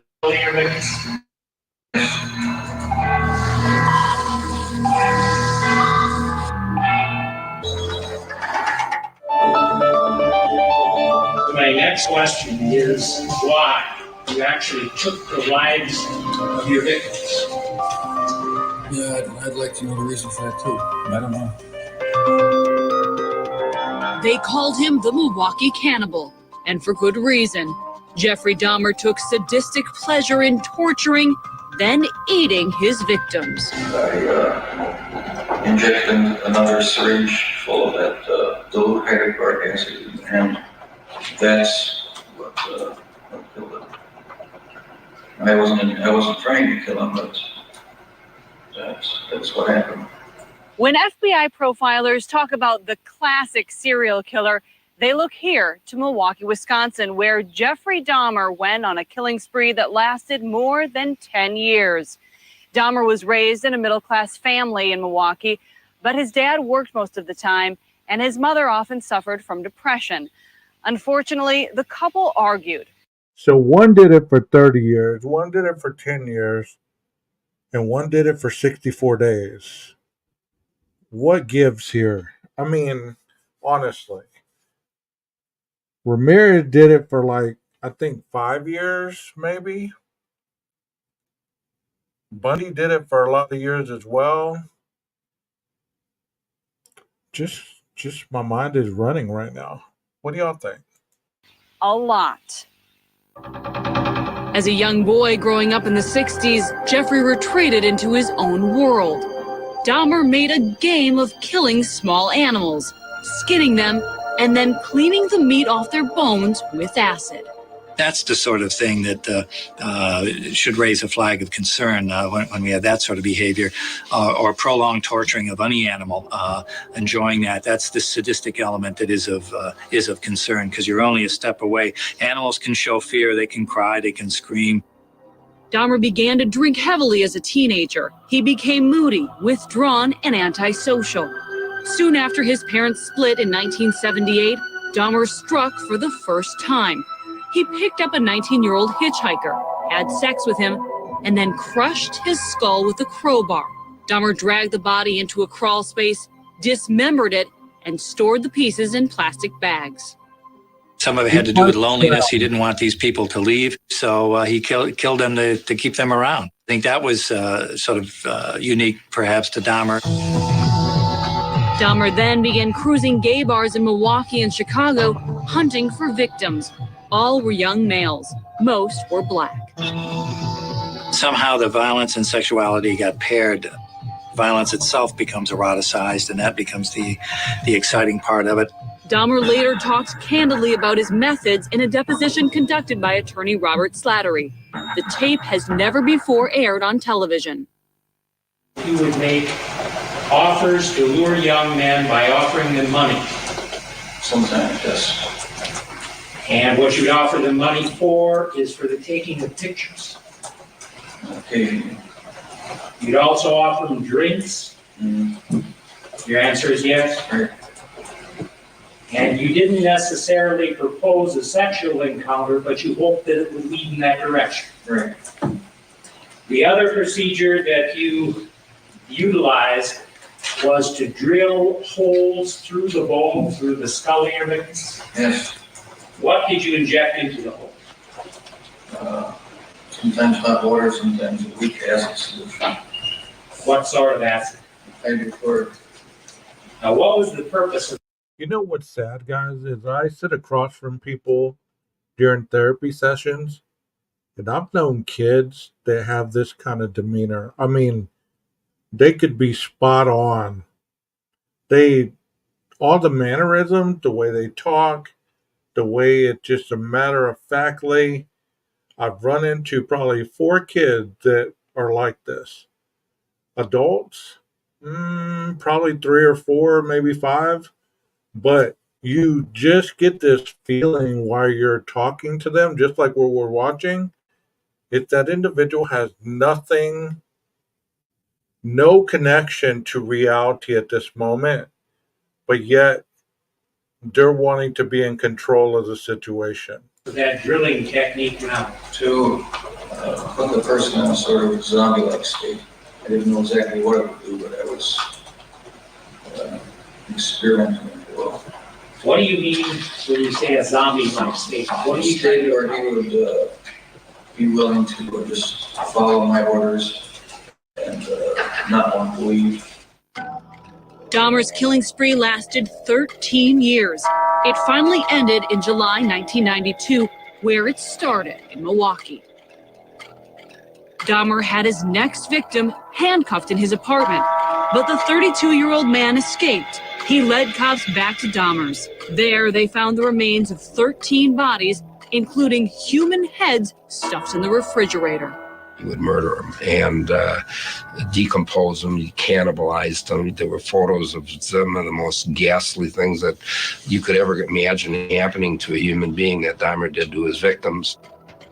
I mean, the serial killers that we've talked about tonight make the murder mystery that people are so infatuated with on YouTube.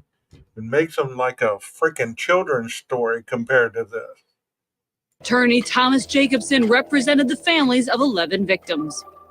I'll never get a chance to tell him that I loved him. I have a chance to tell him that I love him the last time I saw him. You took my daughter's only brother away from her. I hope you can deal with what you've done. Jeffrey, I hate you! This is out of control! Don't push me to the God, kill you!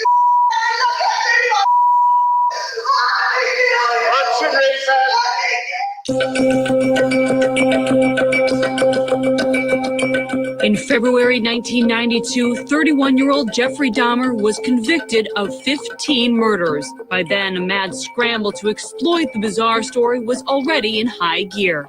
Everybody was trying to do a Dahmer thing, you know. It was sick, disgusting, exploited for money. Book writers, movie makers. It's okay for them to make money, but God forbid that the families of the victims should get anything for what happened to them. Jacobson filed a civil suit against Dahmer. The judge awarded the families a total of $120 million for their pain and suffering. But where would the money come from? Dahmer certainly didn't have that kind of cash. We had actually in LA arranged with some writers, and how we were going to do it was that Jeffrey Dahmer would be interviewed face to face and filmed.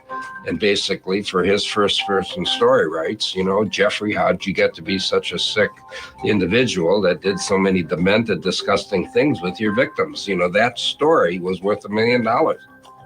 Dahmer refused to talk. Jacobson then came up with another idea. This one was hard to believe. We knew that the 311 items that were confiscated by the police from Jeffrey Dahmer's apartment, which included the vat that he used to boil down his victims, the hypodermic needle he used. Okay, they found 311 pieces of evidence. In the case that we always talk about, there was 100 and something pieces of evidence, right? So, I don't know. It sounds about right. To lobotomize his victims, the cutting utensils he used to cut up his victims, the acids he used, and the lava lamp, everything else that was in that apartment would have a value. The same judge ruled that the victim's family had the right to seize Dahmer's personal property.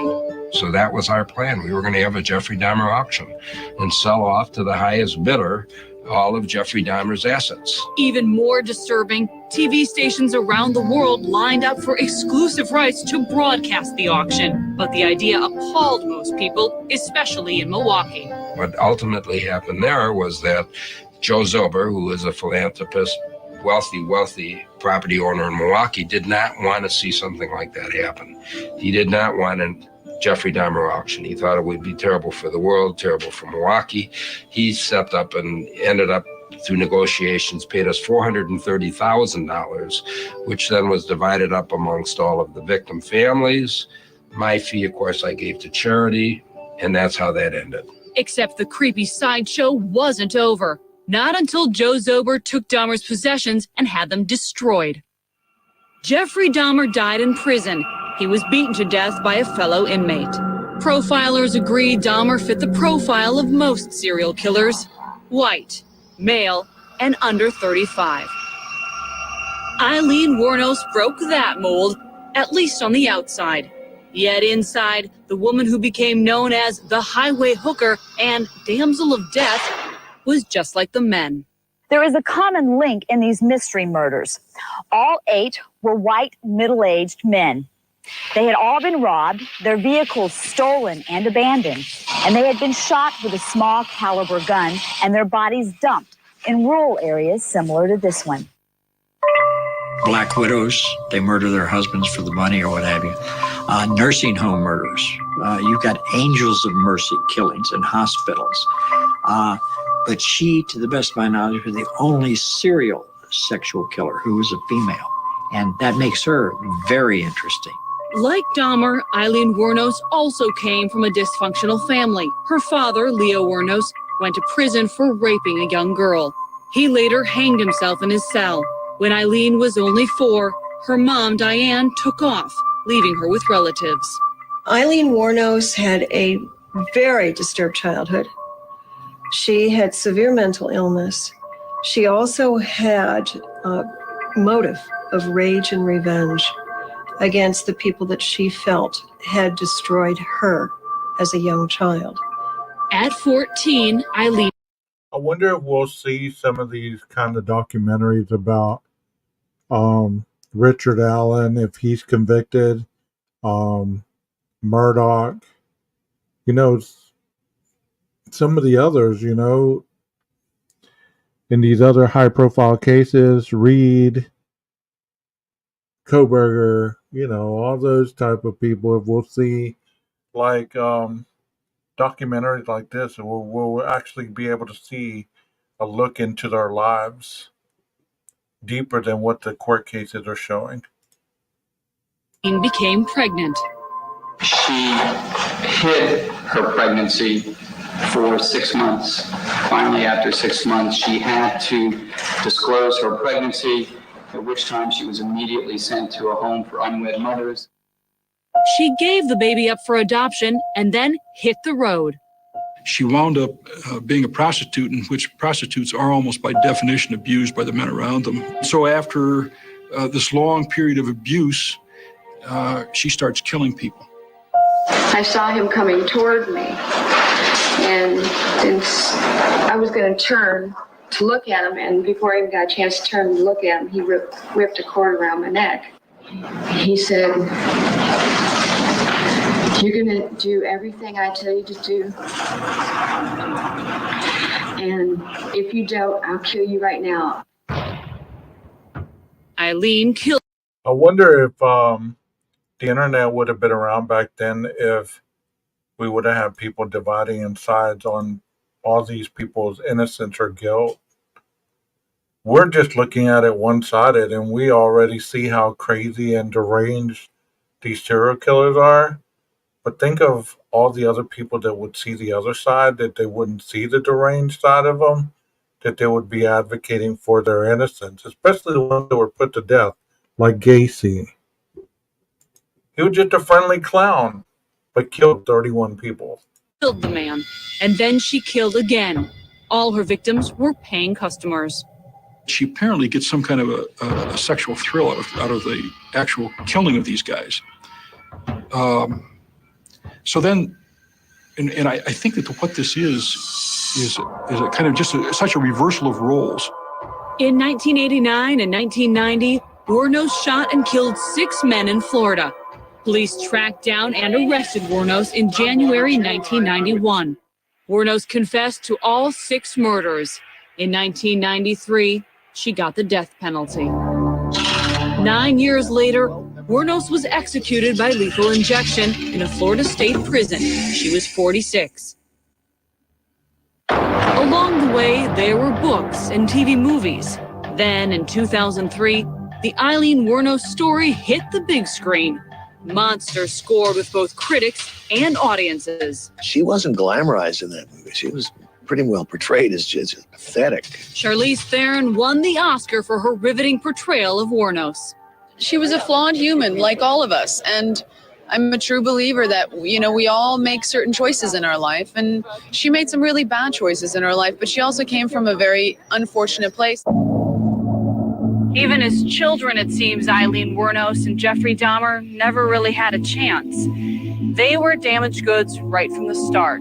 But lots of kids come from messed up families, and most of them turn out okay. So at what point did everything go haywire? Damn, tell me what you really think. Damaged goods from the start. Yeah, that's a good movie. But nothing justifies those 5 dead bodies. I mean, like she just said, people come from very dysfunctional homes and don't end up being serial killers or killers to that magnitude. Also, the same thing about the current cases that we see right now, it's just interesting. All this is interesting because no matter your take on the current events of what's going on right now, look at how deranged these were. How deranged. It's almost like the serial killers of 2024 are softer for some reason. I don't know. And I'm not trying to be funny here. Nobody deserved to die at the hand of a serial killer. But it just seems like people react the same as if they were watching this. And it's nowhere near that ferociousness that we know of.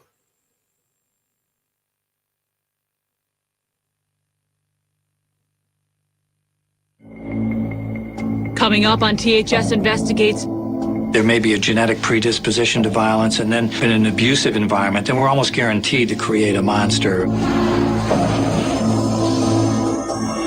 The most unimaginable crimes. But the question still remains, why do they kill? Most of them are killing for power or out of rage. They want to have control.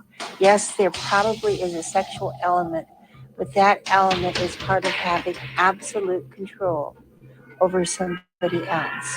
There's something missing there, that this lack of compassion and empathy and concern for others they're very devoid of this. Many serial killers enjoy killing. I think it was Ted Bundy who said that when he was strangling a victim or killing a victim, and he saw the life go out of the eyes, that was the greatest moment. He felt like God. They're completely disconnected from humanity in general.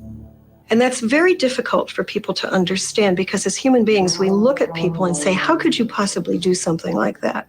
How could you make that person suffer? How could you eat them? How could you dismember them?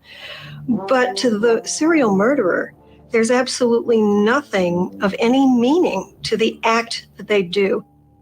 Michael Rooker played the lead role in Henry, Portrait of a Serial Killer, the 1986 film based on the life of Henry Lee Lucas.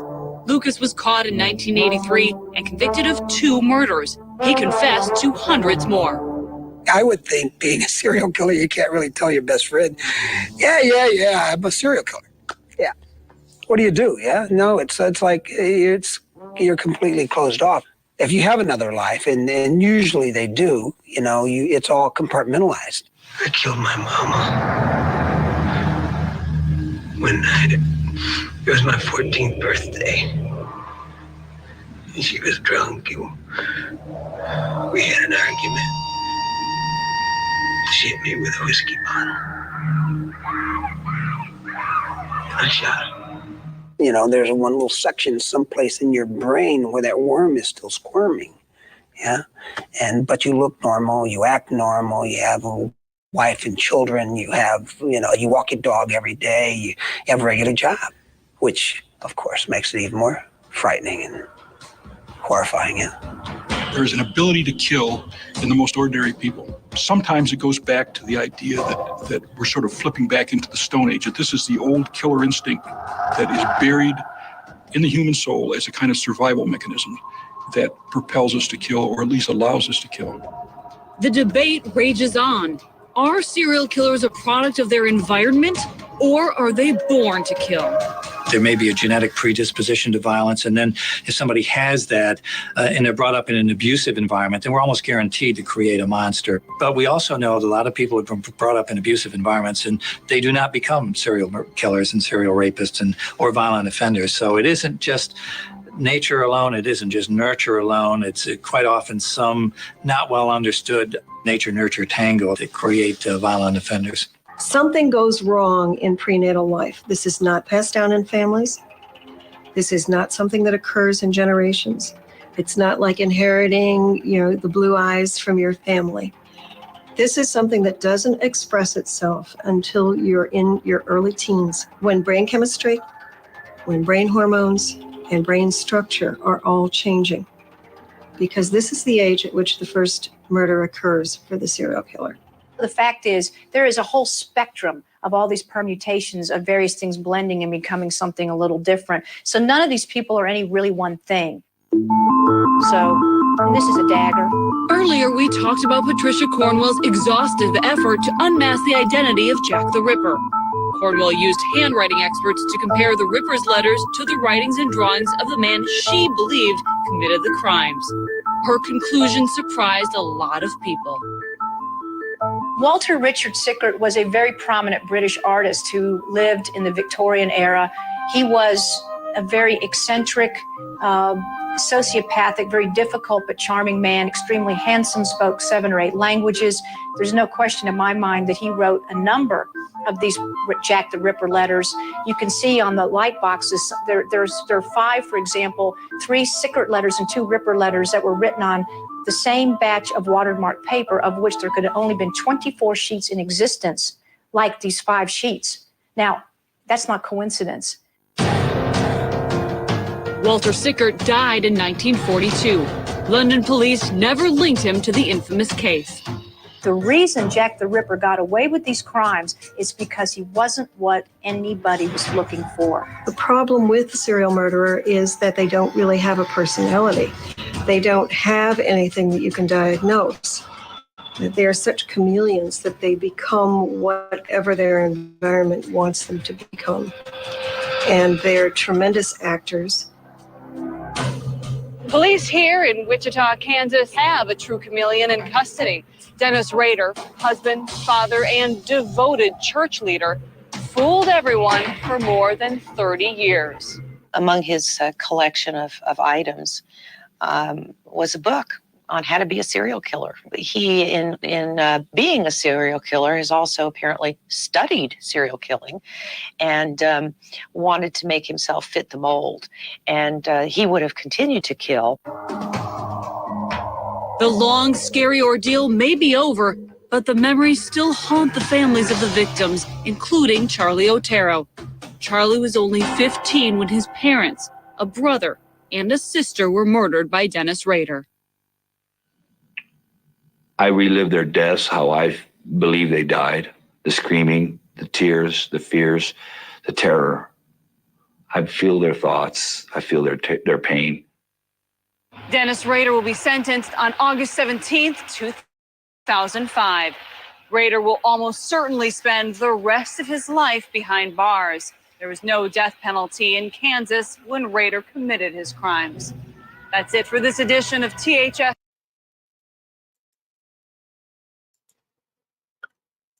Very, very, very interesting.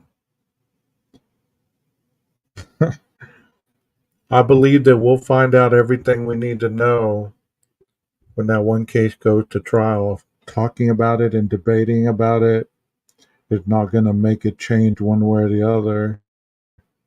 The fact is, there's a man in jail and has been in jail for many months.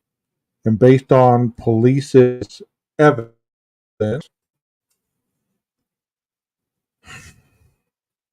he's not getting out anytime soon, whether it's true evidence or not true evidence. He's in jail. Just like these other killers that many people would never see them committing a crime like that. BTK's neighbor said that he was just a neighbor next door. He would have never thought in a million years that would have been him. Yeah, I mean, Richard Allen could be innocent if he wouldn't have confessed to his wife, to others. I mean, why did he confess? We may never know. You know, the fact of the matter is I would have liked the old way to be brought into investigating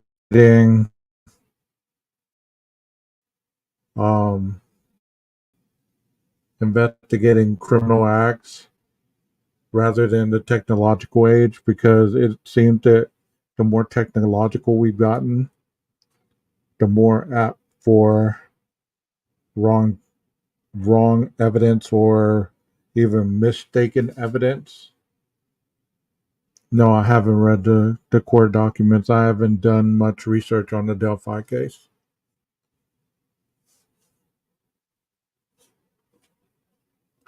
Well, I mean, we could all see something being wrong, but for whatever reason, there's powers that be that aren't changing it. They're letting it happen. You know, and I understand your point. I get it. I've talked to you in depthly, so I get it, you know. What I'm saying, as far as people that commit crimes, for every person that is guilty, there could be possibly mistaken individuals that are locked up. We've seen it. We've heard about it. People that have been locked up for decades, and then all of a sudden they're exonerated, which is a great thing. But you have to remember, at the time,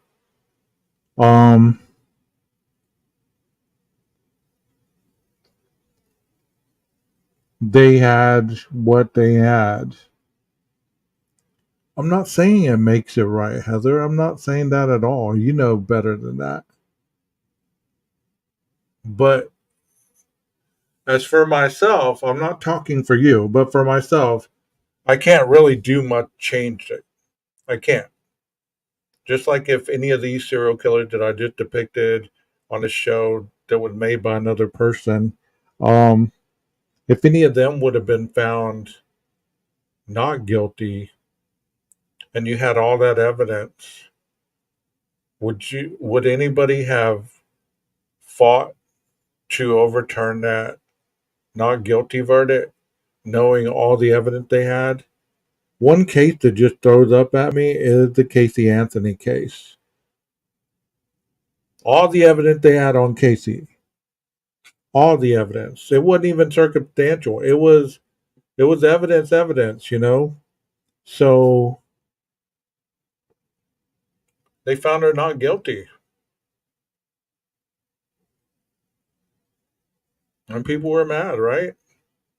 But the end of all of it is she's free right now. She's free. The one thing that I don't understand about that case that everybody talks about is what we saw tonight and what I've researched a lot of is, how could this have been this person's first kill? That, from jumping to never killing to killing 4 people. Or even in the Delphi case, whoever did that, if y'all don't believe it was Richard, who did that killing? How did they go from never killing to killing 2 people? These are some of the questions you got to ask yourself, because if it's not the people that are being tried for these murders, then who is it? Isn't that more important to the victim than the person who you believe is innocent? I mean, the justice system is broken. I'm not saying that it's 100%. Everybody knows it's broken. Everybody knows it's broken. But until lawmakers change it, or people get voted out of office,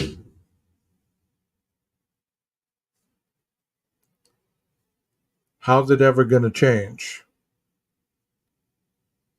So if these people are not guilty, should we just forget about the guilty? Should we forget and act like, okay, if these people aren't guilty, then let's not chase the real killer. Let's spend all of our energy on proving these people not guilty. Because what it's going to become is a cold case after the fact. Because in reality, 50% of all murders in the U.S. go unsolved. 50%. That's half. That means that they don't solve a lot of murders.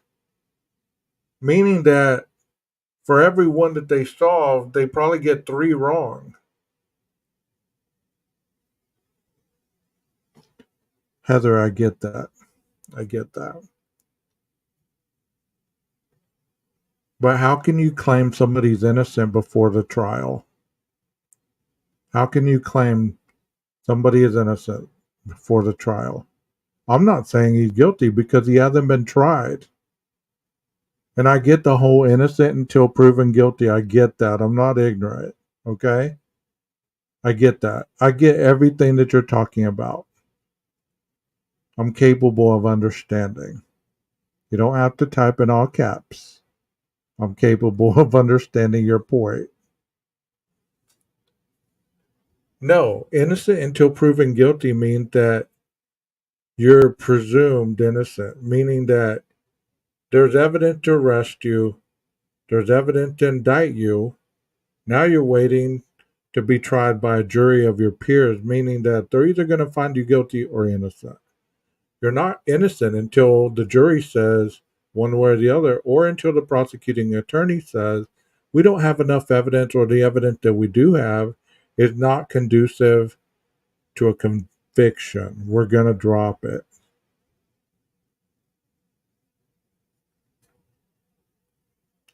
I'm about to end the stream. It's been going for 2 hours and 20 minutes.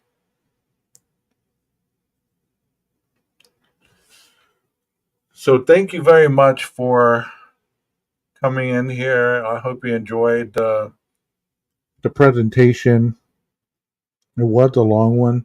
So if you come in here on replay, I hope that you understand that it is a long one. Maybe you can watch it in increments.